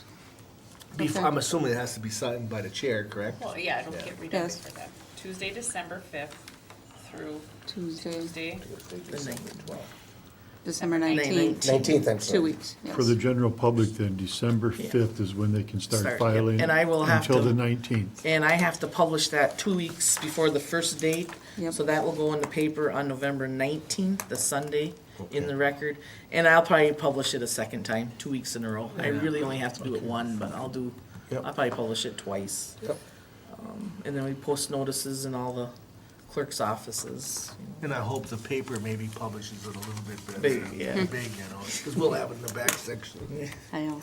Well, Well, that's the one important- office. That's the very important big. date that we need here right now is the filing. The filing. So Yeah, when people and then can- by law, you gotta give them 2 days to withdraw before Yep, you can start yep, any yep. programming, But and you we see- have to have absentee ballots, I think, ready by December 29th already, for Oh, sure. whether it's the primary or if it's the general, for that February date, cause it's 46 days, so it comes quick, it's.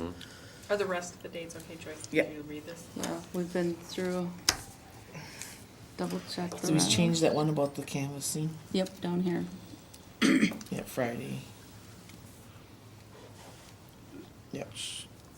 So we did change that Monday, December 5th, Tuesday, December 5th, right? Yeah, so it's Tuesday, December 5th, and it's Tuesday, December 19th. The hours are 8 to 4:30. What about the last? The last day night? has to be till 5. Change it on my penny. This has to be 19th. 5 o'clock on the 19th. And we're correct on the dates, I don't have a calendar from me. February 13th is the Yep, Tuesday. yep, Tuesday. February 15th is the And it will be Thursday. open. And of the precincts, I believe there's 13 precincts. 7 of them are mail ballots, which will be about 1,200 voters that will get mail ballots. And 6 precincts will be open. And I think it's about 2,800 voters that will go to an open polling place. It's about 4,000 total in that district, a little over. But I'll be doing mail ballots for the ones that are mail ballots. And they'll get them regardless, yeah. Yeah, Okay. yeah, they get theirs regardless, so they don't, it's not, you gotta keep it the same way as a normal election, so. And that's for both a primary and a Yep. general, if that is what we need. Is this a roll call vote? Or? No. Okay. Then can I get a motion I'll to make a motion accept the to- resolution? Second. We got a motion by Commissioner Lemire, seconded by Commissioner Jelinski. Is there any further discussion? I'm jumping ahead All- of myself. All those All in favor, aye, signify aye. by saying aye. I can say Aye. no if you want. Opposed, motion carries. Thank you. Speed it up there. I thought you had another objection. No, no. I can. So thank you, we needed to get that set, I mean, we certainly have had questions, people inquiring about what that process is and such, so appreciate that. Okay. Yeah, and Thank you, then- Joyce. Thanks, Joyce. Thank you very much, Joyce. Yeah, thanks, guys. Thank you. One more item, we have an exempt permit from Mary of Lourdes School to have a raffle on January 26th at the Falls Ballroom. So move, Mr. We Chair. got a motion Second. by Commissioner Lemire, seconded by Commissioner Jelinski. Any further discussion? If not, all in favor signify by saying aye. Aye. Opposed, motion carries. Okay, and warrants. We have, Motion to pay all the bills, credit cards, and all of the bills. Second. we got a motion by Commissioner Jelinski, seconded by Commissioner Wincher. Any further discussion? If not, all in favor signify. Roll call. Right. Commissioner Lemire, Aye. Commissioner Wincher, Aye. Commissioner Jelinski, Aye. and I. Thank you, gentlemen. Thank you. Thank you, Thanks, Deb. Deb. Okay, what do we got here? You're the luck. Thank you. Steve? Public Works, welcome, Steve. Morning, Steve. Our technology's not working. Good morning, Steve. A number of action items for you today. I don't know how that all turned out that way, but it did. You're very busy and important. I'm glad you finally realized that. You already knew that, right, Steve? I'm glad you finally realized that. I like it. The first issue we'd like to address is the recreational trails rules and regulations. Last week, we held a public hearing and took input on eliminating the closure of the trail during the month of November for the entire length of the trail, and changing the dates in a couple of sections that, if that change is made, would need to be corrected. And so we have for you the resolution if, for your consideration to do that, and open it up for your discussion. Mr. Chair, for the purpose of discussion, I will move on this. Okay, we got a motion by Commissioner I'll Jelinski, second. seconded by Commissioner Winchard. Any further discussion? I can certainly speak to discussion. Had a lot of conversation on this one, pro and against, mostly against.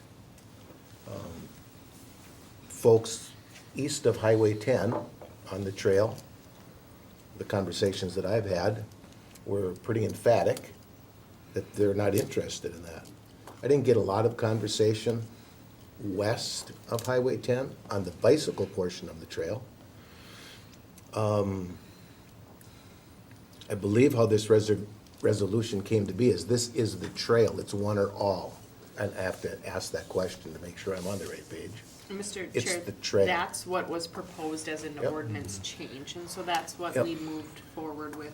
as Part far as- of the conversation that I had from different people, and part of the conversation that was at the public hearing was, folks just don't want to see traffic in November on the ATV portion of the trail.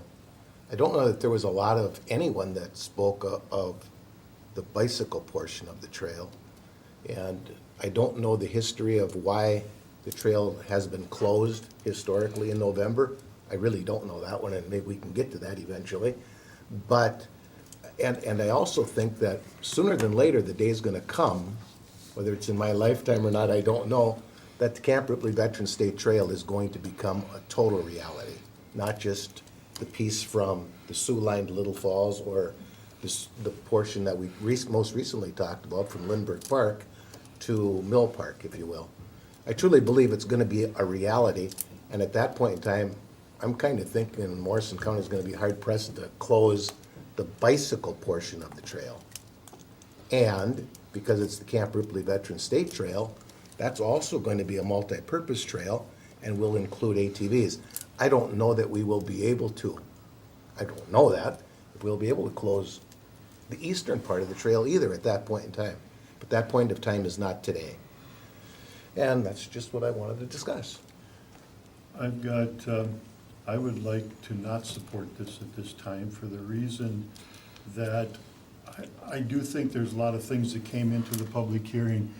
I don't know why our trail needs to be closed for the whole month of November. Deer hunting's for 2 weeks. So I could see that as a possibility. I could see a possibility of the west side being open, but that takes a different resolution, and deer hunting starts in about a week to 10 days, and I would like to delay this until, or vote against this at this time with discussion to take a good look at what we could do that would benefit most people, and I think there's other options besides this one that's been brought to us. And so that's what I got to say. If I may, Mr. Chair, again, we were at the meeting yesterday in Chisago County, and the question was posed, does anybody keep their trails open or closed for the month of November? There was 10 out of 11 counties where there not one person raised their hand. After the discussion, talked to a couple county commissioners there, they couldn't believe that we have our trails closed. They didn't know that either. And then I've got emails, again, mostly against from the east side, on the west side, but people are saying, well, there's people with cars on the trail, there's people going at night on the trail. So during deer hunting, I'm going, well, what good are the gates if they're still going on them, you know? So I look at it, if we do the one from Lindbergh to Highway 10, that's coming, that bike trail. That'll probably be open within, if everything, hopefully everything with less than 5 years. So are we gonna be blocking, again, the traffic from Stearns County for bicycle? So when they get there, they won't even be able to get up to Lindbergh. And, you know, putting all this together, we have people saying, well, they're walking on the trails without orange. Well, we can't police that. If they want to be on there during deer season without orange, it's, you know, take a walk at your own case. People ask me, well, how about the liability? We'll get sued. Well, if we're the only county, we might get sued before, because it's not open. I don't know, you know, people can sue you for any reason. And as I thought of this, I'm for keeping her open all November.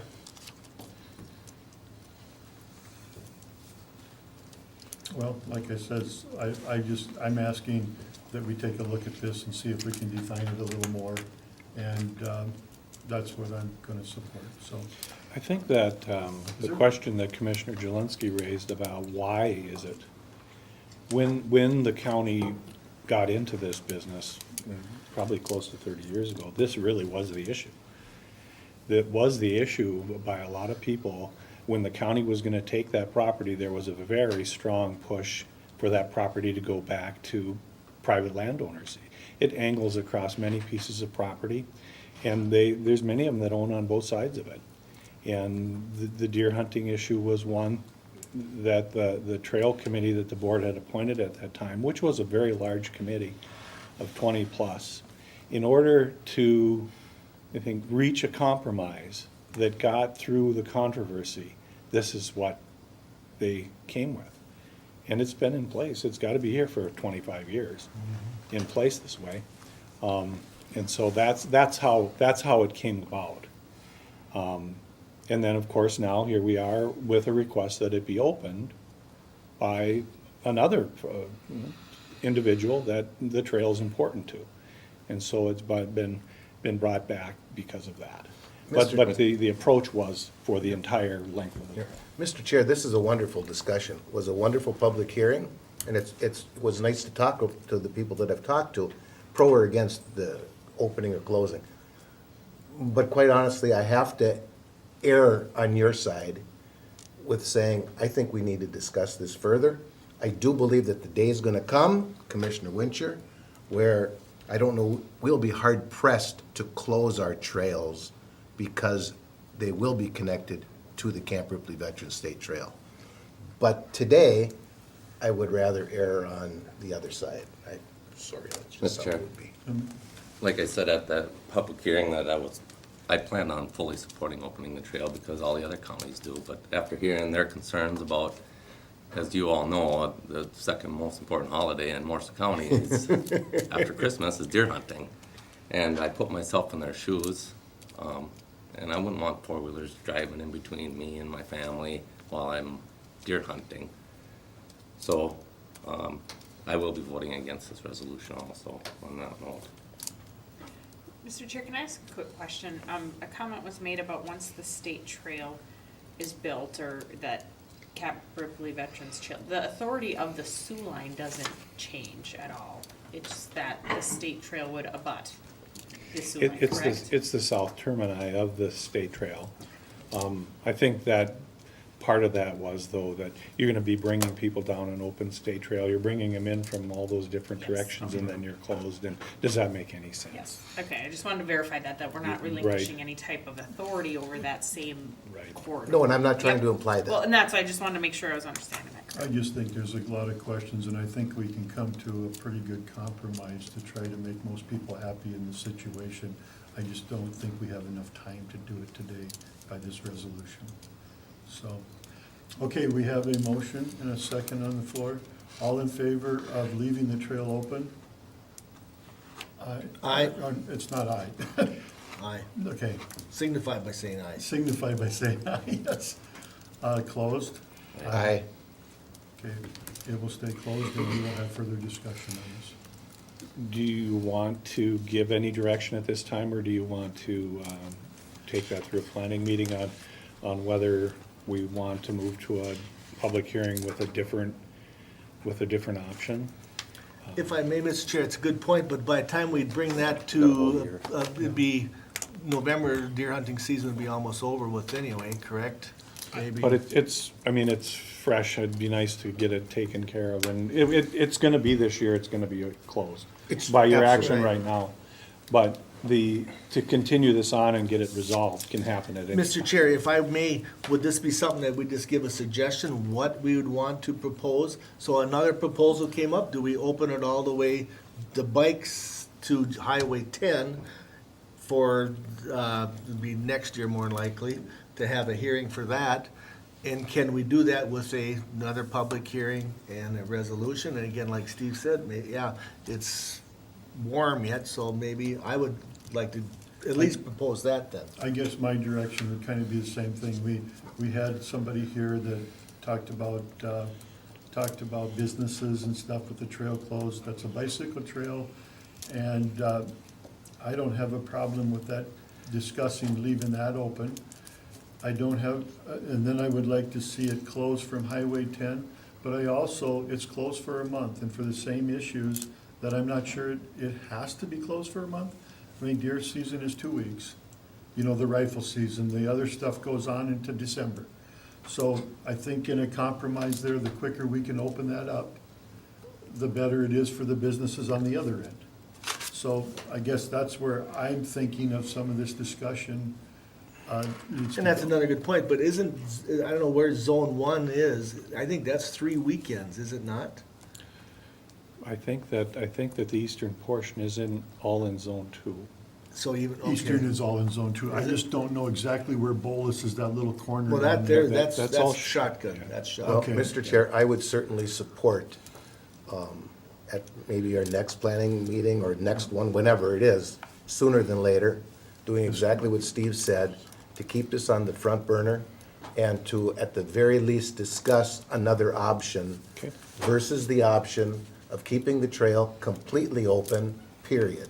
And that was what we just voted on, but I would certainly like to, I'm a supporter of the trails. Yeah, I would absolutely like to discuss this further. Okay. We will bring it up at the next planning meeting. I think Thank we you, need a roll Steve, call for on this, too. all the work. Thank you. Thank you, Mr. Chairman, members of the board. The next resolution is request to establish the 2018 solid waste disposal fee, which we are proposing that would not change. The reason we're bringing this in at this time is that our local haulers with their private businesses need to know what our rates are going to be because they start to give them notice. And so my request is that the board would authorize the 2018 solid waste disposal fees that would not change from this year. So moved. Second. Got a motion by Commissioner Winter, seconded by Commissioner Lemire. This is any further discussion? This is a roll call vote. Commissioner Jelinski. Aye. Commissioner Winter. Aye. Commissioner Lemire. Aye. And aye. Mr. Chairman, the next item is one that we've discussed a number of times. We held a public input meeting to take comment on the design concept for the Camp Ripley Veterans State Trail on the segment between Lindbergh State Park and Mill Park. And that concept is that on the west side of the road, the parking lane would be eliminated, the 10-foot parking lane would be eliminated, it would be turned into a 4-foot paved shoulder. Behind that then would be a 5-foot boulevard, and behind the 5-foot boulevard would be the 10-foot Camp Ripley Veterans State Trail. That is the design concept for that segment. There'll be adjustments, there'll be things that have to take place because of the terrain that will come out in the plans. My request is that the board would approve the resolution, would approve the concept, and would allow me to sign the plans once we have it to a point that we're in agreement with it as a department. So moved. A motion by Commissioner Jelinski, seconded by Second. Commissioner Winter. Any further discussion? Mr. Chair, Steve, if I'm not mistaken, the entire, be careful how I say that, the entire cost that would take place from Lindbergh State Park to Mill Park in the project that we're talking about funding was allotted by the legislature a number of years ago. So there is no additional cost, correct? There won't be any additional cost to the county. Yeah. Whether the funding is through the previous bond issue or the 2017 bond issue, I'm not sure. Thank you. But that funding was allotted through Yes. the legislature. Thank you. To the DNR. Yes. Yes. The only thing we're doing is giving them easement to go on our property. We're gonna allow them to, That's they're gonna all. take out part of what we own, infrastructure, in reducing the width of the shoulder, and then allow them to put the trail on that edge of a backside of it. Thank you, Steve. And you made that clarified, but just to make sure, this has nothing to do with from the sewer line by Blanchard Dam to Lindbergh. This is just from Lindbergh to Mill Park. This is only that segment. Right. And what this will do, it's gonna allow us to get through a final plan process with the city of Little Falls. There will be another agreement between the county and the DNR at the end, but that should just be routine. Yep. There was some discussion, what about upkeep on the trail? Is that the state that pays that when there's upkeep, or is that county that pays that, or? The maintenance of the trail would be a responsibility of the DNR. Okay, And just so people clarified with that. And one of the things that they did point out that that was an issue is that there's no intention to maintain the trail during the winter, because we anticipate that to be our snow storage capacity. We're gonna lose snow capacity by reducing that shoulder down. So it will be used for plowing, and that's where snow from the road is gonna end up. So, Mr. Chair, that's interesting though, how that ultimately is the Camp Ripley Veteran State Trail once complete, designed to continue on as a state trail winter option, like the Paul Bunyan that it connects to in the north and the Wobegon Sioux line that it connects to in the south? They're not closing it, they're just not going to plow it. At this point in time, And that was, was the forever thing. I think that's what they're expecting. Well, and I also believe that when we're talking about that, excellent point, but the other portion of the non-paved portion, which is also not done yet, is on the east side of the river. So if we were gonna deal with snowmobiles, and I think that's kind of what you said, you would probably do that on the east side of the river. Mr. Chair, can we right? Or east just side of pause Highway 10. for We one need quick to pause. We gotta second, change the- so they can Oh, change excuse me. And we don't want you off camera. And as I was saying before we got interrupted by the changing of the guard, if you will, the east side of Highway 10, if you will, where the proposed Camp Ripley Veterans State Trail for motorized vehicles, that would be where your snowmobiles and stuff, I would assume, would be going in the wintertime versus the trail that will not be maintained in Little Falls. Would that make sense? It's or not gonna be plowed. I guess if somebody wants to walk through it or use it, it's not gonna be closed. It'd be similar to the trail, from the Dairy Queen, going to the north. Yep. That's just left the way it is. Yep. If there's snow on it, there's snow on it. If there's a way for you to get through there and want to, you can. At this point in time, I suspect that if there was a decision that they want to maintain it and keep it plowed so that pedestrians or whoever can use it through the winter months, we would be looking at some type of an arrangement for snow removal during through that segment. Sure. If I may, I'm gonna go back to the ATV. Can the ATVers get on the trail from the Sioux line now, or is that gated all the way to Hilton? Can they do that during the month of November? Every access is gated. Even that one that they made themselves, that they put that on private property? It's in our easement. Is it in our easement, that one? The ATV trail, remember they made? That's in our easement, It yeah. is, okay. The one that runs on the north side of the embankment. Right, yep. Yeah, that's. That'll be gated also? Yeah, that's gated also. Okay. Okay. Okay, do we have that one covered? I'm sorry, did we finish this one? First and second, we did. Oh, we have a first and second. All in favor signify by saying aye. Aye. Opposed, motion carries. We got lost. Okay, thank you, Mr. Chairman, members of the board. The next number of resolutions are certificate of completion resolutions for projects that were constructed this season. The first is with Redstone. It's the bridge replacement that we did a joint project with Swan River Township at 110th over the Swan River. Our recommendation is that the board would certify it complete. So move, A Mr. Chair. motion by Commissioner Second. Lemire, seconded by Commissioner Wincher. This is a roll call vote. Commissioner Lemire. Aye. Commissioner Wincher. Aye. Commissioner Jelinski. Aye. And aye. Thank you. The next resolutions are for contract number 276. We entered into a contract with Tri-City Paving on July 24th of this year. There were 3 projects included in this contract. The first was from the west city limits of Royalton to US Highway 10 on CSA 26. The second is from CSA 26 to CSA 54 on CSA 26. And then the third was from US Highway 10 to CASA 26 on CASA 54.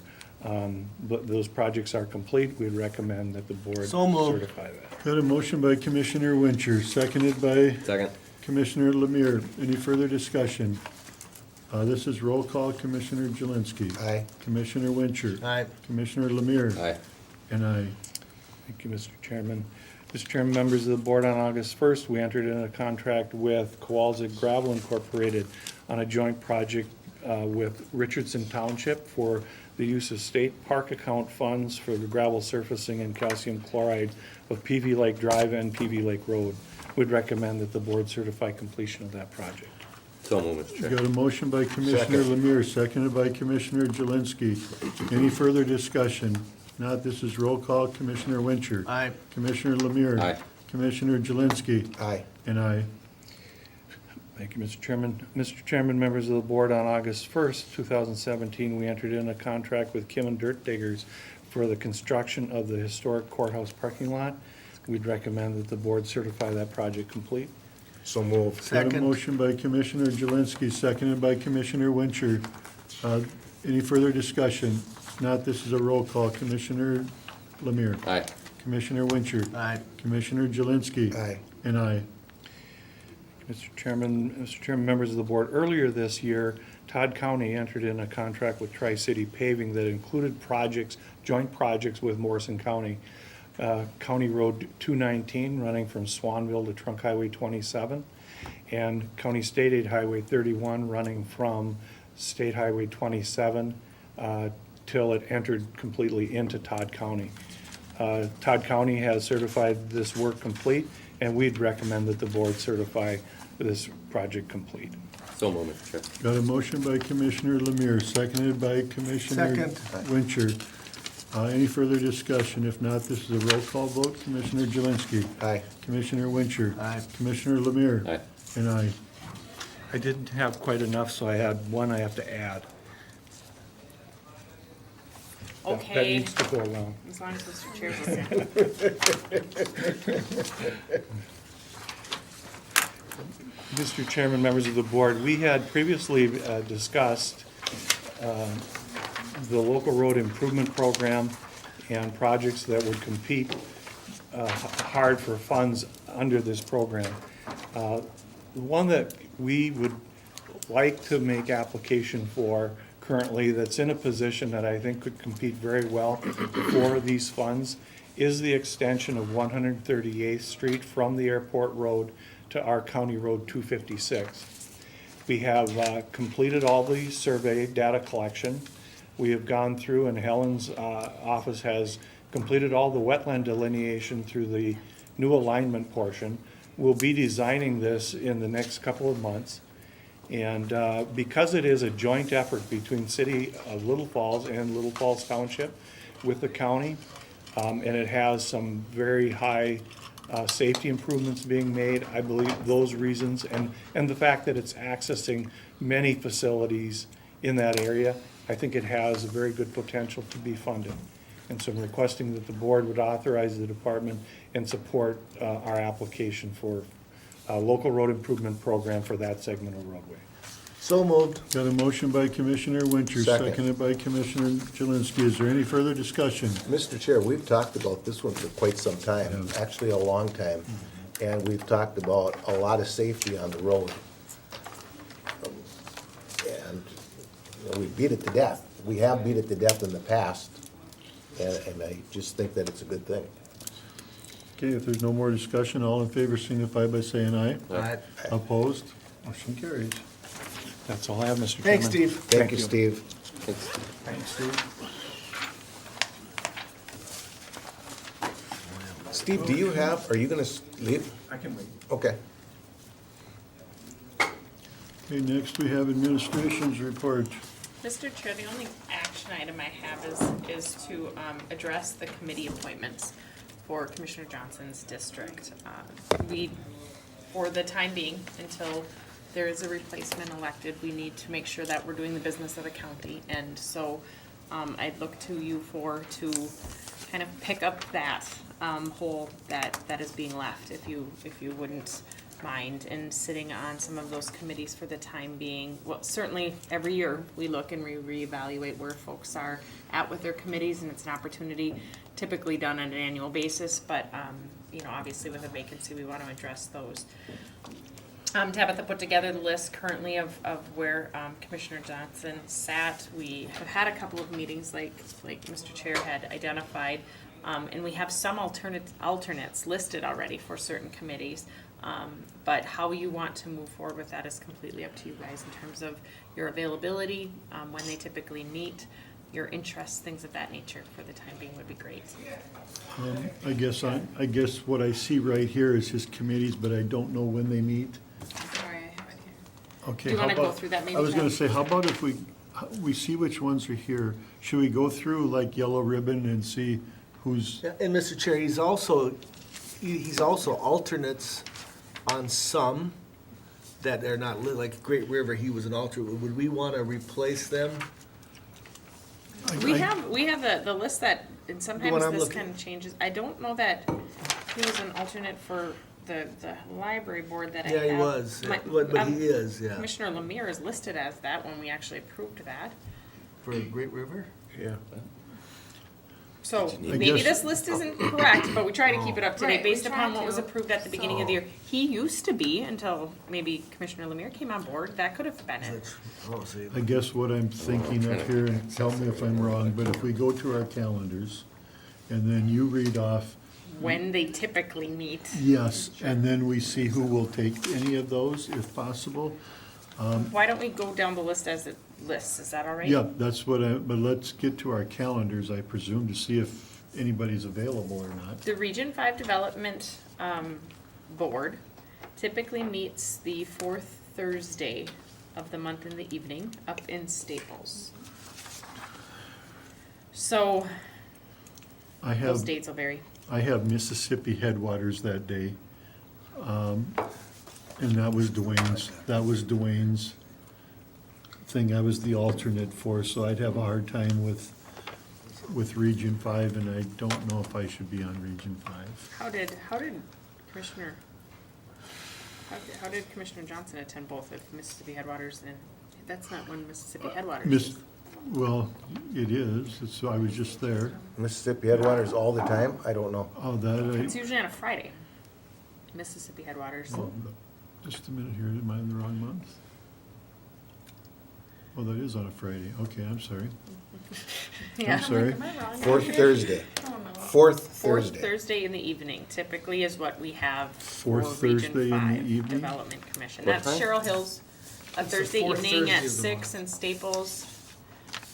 Region 5 deals with a lot of different things. They run the TAC, the transportation funding runs through Region 5, a number of different business lines, really, granting some loan programs, things of that nature. Because that put him on community development as a board member then too, when he was on Region 5.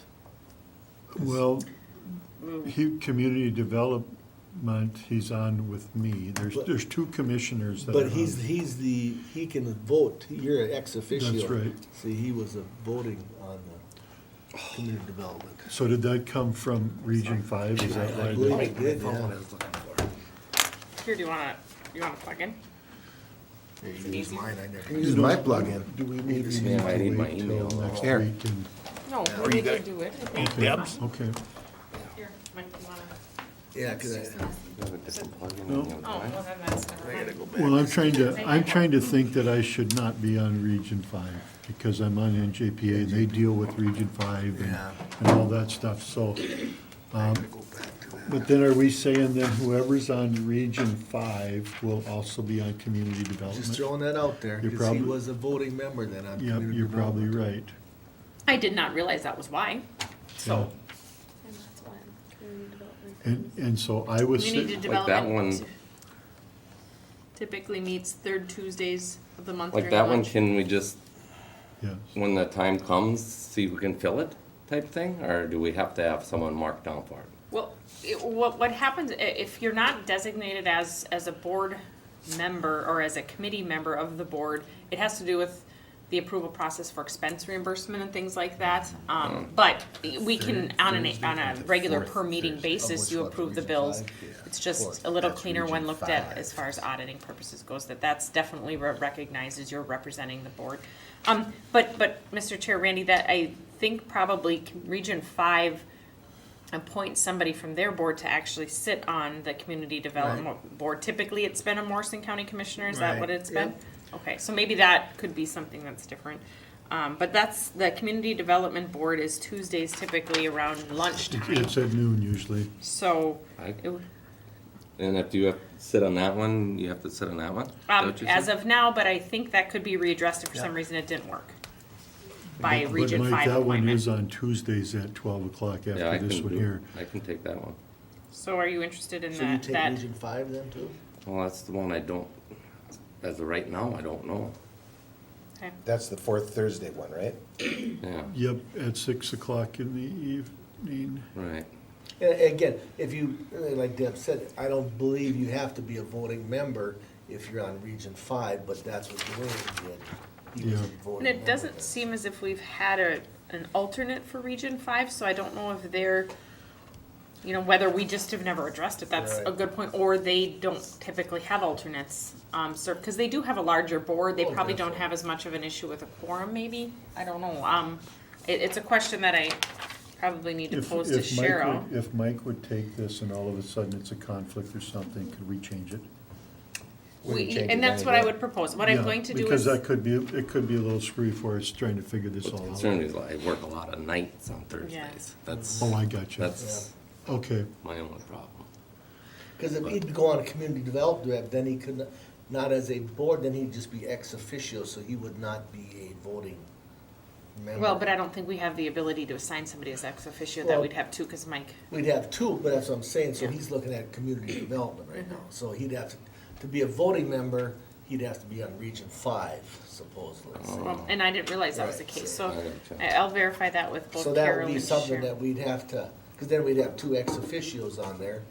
I mean, I'll take it if you want me to, that's, If you think there's going to be more of a conflict if you do NJPA and something, I don't know if that would actually be an actual conflict, or I I don't know don't what think, their I business don't know, drive. they just do some business together, so They I do. just They wanna do. make sure up front if you're filled that night, because I do have airport commission that day, I've got stuff that I can't do much anyway. You want me to take Region 5? Or would you like to? I Don't know. what to tell you. Okay, well, why don't we, It's a conflict for you. It might be. Okay. Yeah, if that's a- I'll take Region 5 if you want me to, unless, how about if I take it right now, and Mike, if it's not a conflict? Okay. Okay, but then who would be the alternate then? well, I need Not to ask alternate, Cheryl ex-officio. to figure out whether or not we can assign an alternate, given their bylaws or how they operate, and so what I'm kind of gonna put a question mark is that it's kind of between the mics right now in terms of. Excuse me, I'm not alternate Region 5, because if he becomes a board member of Region 5, then that makes him a voting member of community development. So then he would no longer be ex officio, we would need an ex officio from our commission. But my guess, I did not know that is Right. how it works on community development. And so my thought is it's really not us assigning a commissioner to that community development board. It's more Region 5 doing that, if it's a Region 5 spot on community development. So We've we've assigned- typically, I didn't realize that it was not due to We his, assigned me there as an ex officio. yes. That's all we did. And my guess is that's what our spot is, where that one's interesting, where it's not maybe technically a Morrison County And spot. again, my point is, I served on community development, because if you would be on Region 5 and as a voter, you could give, because that's all you sit on the board for as a commissioner appointed, is to give the review of what's going on in the county. So again, point would be, if we already have a commissioner, you could be with both of them. So- And that's what, the third Thursday you said? Fourth, The Fourth- Region fourth- 5 is fourth Thursday. Fourth Thursday. Mike, we'll talk about Okay. this one, okay? Between us, we'll get you who can do it. Well, I I'm gonna can get do it if information Mike- from Cheryl, is what I would like to see too, in terms of whether or not there's the ability to have an alternate also assigned. Okay, okay. Yellow Ribbon, is, I think that varies quite a bit as far as when that one typically runs. It is identified as the fourth Thursday at 6 PM. Oh, wait, hold on a minute. Another four, can that be? Can't be, because he just. It's just monthly, never mind, I'm sorry, I was reading the wrong line. Monthly, they've changed it quite a bit. Do you remember when it typically is? I can Or take is it- that. It's Mondays. Is that a camp? No. No. One time it's at Harding, sometimes it's They in have it all over the Bolus. They place. switch, Okay. they switch up the location. Well, what day did they But put when that is on? it? It changes. I think it's Mondays. Mondays or Tuesdays usually they Oh. hold. I can take that. That's an evening meeting, correct? Mhm. Okay. Monthly, and we'll go to Commissioner Lemire. Community Health Services Executive Committee. Which one's that? There's twice a year, it works with our Community Health Board, so Wadena Todd Morrison. Oh, that's that. Sits on the That's Community that Health one. Board. That we I always think used to Commissioner go to. Lemire, you're on the Public Health Oh, we go Advisory to it Committee once right a now, year. Yeah, now correct? we only go Yep. once a year. Where do they meet? Usually Wadena. There's an executive committee, there's the health board. Wadena, Todd County, or Morrison County. Yeah, it's but- twice Oh, a year. that's I don't the even one- know if a meeting's going to come up in this time period. It would be The whole set. board goes to that once a year. And then I think there's one other time that the Yeah. executive committee meets in addition to that. So the timing of that is. All right, I'll Mike. take it. Is that's not the one that we meet every month? No. Mike is on that one. You're on the health I'm board, on so that was Commissioner Johnson. So there are two Yes. spots on the community health board. This is the executive committee that's. Okay, that's the one that meet once or Do twice a you year. not have that listed, community health? Because Dwayne did sit You on don't have the that listed, community health board. with the Tri-County. That is, Second Wednesday, 3 to 5 in Staples. yeah, that's the second Wednesday, and a lot of times they miss one, they'll go every other one. So that's not listed on your list, but you're right, it's a community health board and the executive committee.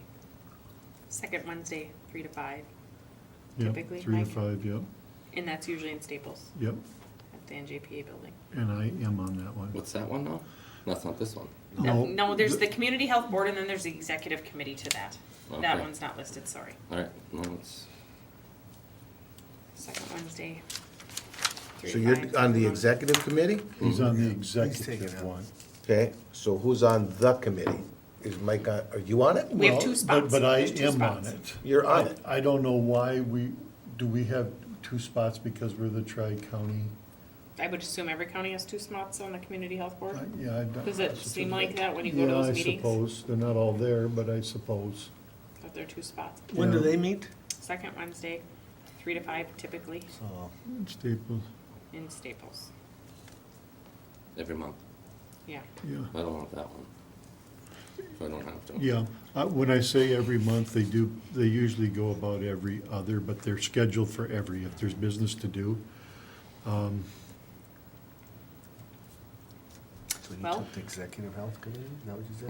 Mhm. But that one might not even meet in It's this almost time period that we're hand talking in hand, about. I Right, yes. You know what, I'll be honest with you, that one, as long as I'm already up there, we may be able to just leave that one till we get a replacement. And that somebody's there. You know, That's because- absolutely fine. I just Because wanna I'm make- there already.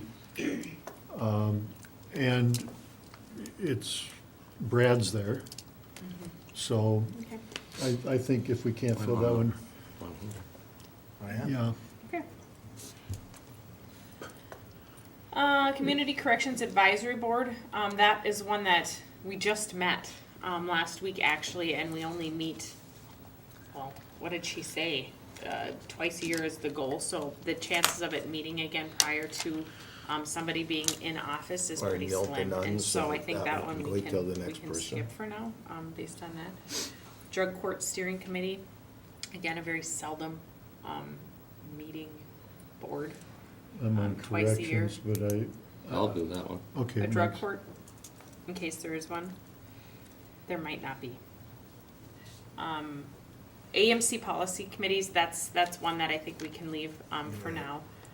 Community And development. if you want to, then put me on the Community Corrections Advisory Board. If they do meet, I'd take that one. But they probably won't, but if they would, just let me know. Okay.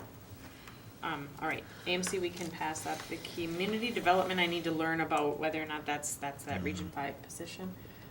Camp Ripley Citizens Committee, that again meets as needed, not on a regular basis. I'm not sure exactly of when they would meet again. It's seldom, I know now. I bet we can leave that one alone. We'll leave this one, and if I get communication from Camp Ripley in regarding a meeting, we can maybe address it as that comes up and assign That something. would sound good. Then the EMS alternate for that, Commissioner Jelinski, are you on the EMS board right now? I'm on the EMS board. Okay, so do you anticipate having an issue meeting and needing somebody to sit in? Never have. Okay, all right. Excuse me, I have one time, but no one showed. Let's Okay. leave that alone. All right, for no, now. we'll leave that one too. The Rural Finance Authority, are we going to be meeting with the Morrison County Rural Finance Authority anytime soon? We always have a meeting towards the end of the year, another one a couple months in, so there will be a couple coming up. Okay. When do they meet? As needed. Whenever. No, but I and mean, that's- as needed, is it evening, day? You know what, Lately, usually, we've been trying to do late afternoon or early evening. like, It's a work with the schedule of those on Yep. on that Takes board, about which 5 is minutes. only like 5 people. Go Yeah, ahead, we throw- try to keep them short. I'll take that one those too. take about Just- 10 minutes and Yeah. 5-10 minutes unless there's something I really have no going idea on. what it is, but I'll take a look They at take it. about 5-10 Oh. minutes. yeah. Yeah, we try to keep them really short. Okay. And then, and Mike, you are good with Mississippi Headwaters and South Country Health Alliance for now as far as being that I was the delegate? alternate, so yeah, I'll take those, that's why, yeah. Does Are we- anybody want to look at an alternate position right now, or just go with that? And if for some reason Mike can attend one of the upcoming meetings in the next Then he month? can probably just let one of us board members and maybe we can take it. Maybe can't. not. Yeah.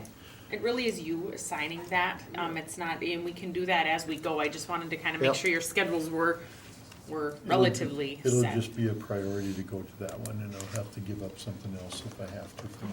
Right. Well, and if at the time, you know, of a meeting coming up and that you can't make, we can certainly address it at an upcoming meeting. Time will go by pretty fast here, so we'll have a replacement and, you know. In April, Yeah, I know, but it'll go quick. Yeah, no. You're already 49, right?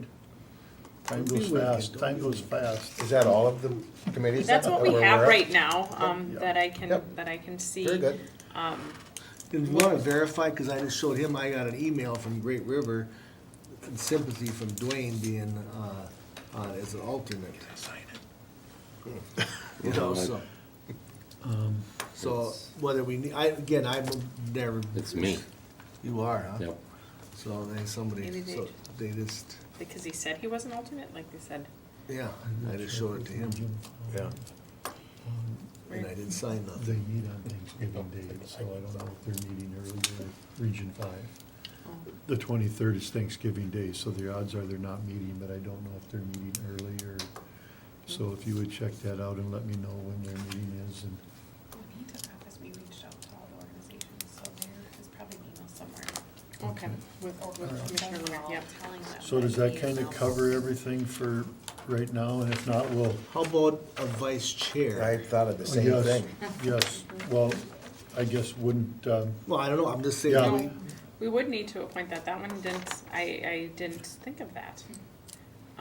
We do have the, hold on a minute here. I think I can maybe answer our You're the next questions and vice have a chair, right? well, resolution then he'd for be that. next in Yeah. line, yeah. yeah, JJ would be the next one in line, We have And then he can a- sign things. yeah. Which is very good. That one didn't occur to me. We know Thank he you. can do that, yes. Yeah, right on. Hold on a second here. So maybe you gotta take over the board, Deb, for one time again. I can, I'm not, that's my. Oh, is that what it says? I don't know. That's, she would have that's to- not, we're not pushing nothing. But we need, there's a resolution Is we that have really here what to do happens that. with the vice Hold on a chair? second. I don't know. Where's that, Or where's just this like when we, housed? next year, Where She would starts. our she annual starts, she meetings- gets the chair and the vice chair. The board. Drive, board That's just packet, the are you start. looking for it? Yeah, And I- then I'm you're just saying, beginning yeah, of your- to be technical, legal, I don't know, maybe disappoint. If it looks like we're a little confused, here we are, we've never done this before, so. Where's the- Oh, she's saying that we need a resolution for it. You just don't say. Well, I don't know. Oh, really? Election. I'm thinking that's what she said, Elected yeah. office, no. Where's my committee chair, my board chair, and my Hold on a second here. We're holding. Can we talk about anything else? I guess that our suggestion is gonna be him, whether we need a resolution or what we need. Well, we could actually address this here if I get the resolution. Maybe we can get it done today, because maybe you might not be here next week. You could be right. No, I would like that. That one didn't cross my mind. We just knew you'd step in for us, JJ. Your We're- chair- Yeah, your chair's yeah, an absolutely. Well, yeah, explanation. what would we do? Let's say you can't make it next week. Now we don't have a vice chair either, so. I might try that, see what you guys do. Yeah. We're done. Well, that's a planning session, but that don't It count. doesn't count. You have to cancel the board meeting. Should be the other way around, planning sessions are board. Most time it is. I was gonna say, that's wind. It is, it's a vacuum. A lot of wind. Holy Christ, 10 minutes to 12. I bet you're looking at Yeah. It's amazing what that signature looks like at the last signature that you do. Why don't you do your calendars right now? Sure, why Okay, not? let's do our calendars. October 29th through November 11th. October 29th to November 11th. JJ, do you wanna start? I will start. October 29th. 29th. October 29th is a Sunday. Perfect, that's when you start. So if you're playing in a band. and I'm you want playing a to- job and, okay, you don't wanna know. We don't Get wanna that, know. Okay. I like dog training. Tuesday, the 31st, 8:30 in the morning, we've got a planning meeting. And at 11 o'clock or thereabouts in the morning, we have a budget meeting. On the 1st of November at 11 o'clock in the morning, I'm in St. Cloud, at the St. Cloud City Hall at an Armor Executive Committee meeting. On Thursday, the 2nd, 10 o'clock in the morning, at my house, I'll be involved with the Legislative Committee conference call, which is also armor-related. On the 3rd of, 3rd of November, at 8:30 in the morning, we've got a TSWAC meeting and a planning meeting with Public Works, and I think the whole thing is gonna be held at Public Works. T-SPAC is canceled. T- We'll just have a Public Works planning meeting on At Public At Works. 8:30? the 3rd. At Public Works. At 8:30 then, or? Okay, Yeah. TSWAC is canceled. There's that Public Works. Planning with Public Works. And I'm sorry, I was going a little too fast. The 4th, I have there's another a, legislative committee appointment though, The legislative, on the 3rd for you. Is that not, on the 3rd, no, on the 2nd. okay, on your calendar, there's two of them, so. I think my calendar kind of did some funny things. Okay. Okay, on the, and you have the 3rd now with the Public Works? Okay, on the 7th? on the 4th, we set our clocks ahead. You're next, just wait. Don't steal my thunder. Come on. On the 7th at 9 o'clock in the morning, we have County Board. And at 7 o'clock at that night, I believe we have Board of Adjustments. Correct. On the 8th, at 8:30 in the morning, there's a department head meeting, and I think that's at the Public Health Library. On the 9th, at 5:30 in the evening, I have a Trails meeting at the Fort. And at 7:30 that night, the Egg Society's annual meeting is at the Legion in Little Falls. And on, That's what day? that's on Thursday, The 9th? the 9th. The Egg Society's annual meeting is at the Legion in Little Falls. And on the 10th, there's an Armor Rack meeting, and I don't know where that's at. I have a question. Yep. I think I looked and there was a public hearing for Board of Adjustments on the 8th, I thought. I'll have to clarify. Well, you're probably right. On the 8th of Public November? hearing For Board of Adjustments. I got a notice from Sharon stating that, and I thought it was the 8th, and I thought that was funny. So I looked at the dates, and I could have sworn it was the 8th, so I'll have to You know, check that confirm. out, because didn't she say something last night, there was a date wrong? When So we were- maybe it is the When we 7th? were talking, I don't know, check with her, I because think I they're thought she what they said there was a requested. date. So I I can get guess I don't know, I don't back have it to you written on down. that. Could be. And then, is there a Board of Adjustments property viewing that you guys attend on the 3rd? On the 3rd, Sometimes they attend them, sometimes they do. I wanna say I've never probably not. been to one. Okay, We can. I think Dwayne might have attended Or the Yeah, last Dwayne, I one? think, did sometimes. Okay. Well, that's all I have. And that's all I have. Okay, Randy? Okay, so on the 6th, let's go back again. On the 31st, I have a Great River Regional Security Meeting from 3 to 7 down in St. Cloud. On the 2nd, I have a Finance Review Meeting for TCC at 4:15. And on the 4th, we set our clocks ahead. Thanks. And on the 6th, I have a Great River Regional Labor Union meeting at 8:30 on Monday. And you got me on the rest. Mike? 31st HRA at 1:30. Pass that down, please. You got me on the rest. Okay, and I've got South Country Health Alliance on the 2nd. So I think we had two. Like, there's a fourth quarter compliance meeting and then the regular South Country. Oh, he was on compliance committee for South Country, so that would be an appointment that they would have done at South Country, not Yep. so much ours, so. Yeah, we can peop- cross this Yes, off. yes, I would say cross that off, yes. Let me see, Public Works we got, Board of Adjustment, County Board. I had something, you got an email just the other day, AMC Transportation. Fall back. On the 8th, but I don't know if that's one that I need to go to, or, Do you know, is there a AMC something or another? I just got an email the other day on Transportation Committee.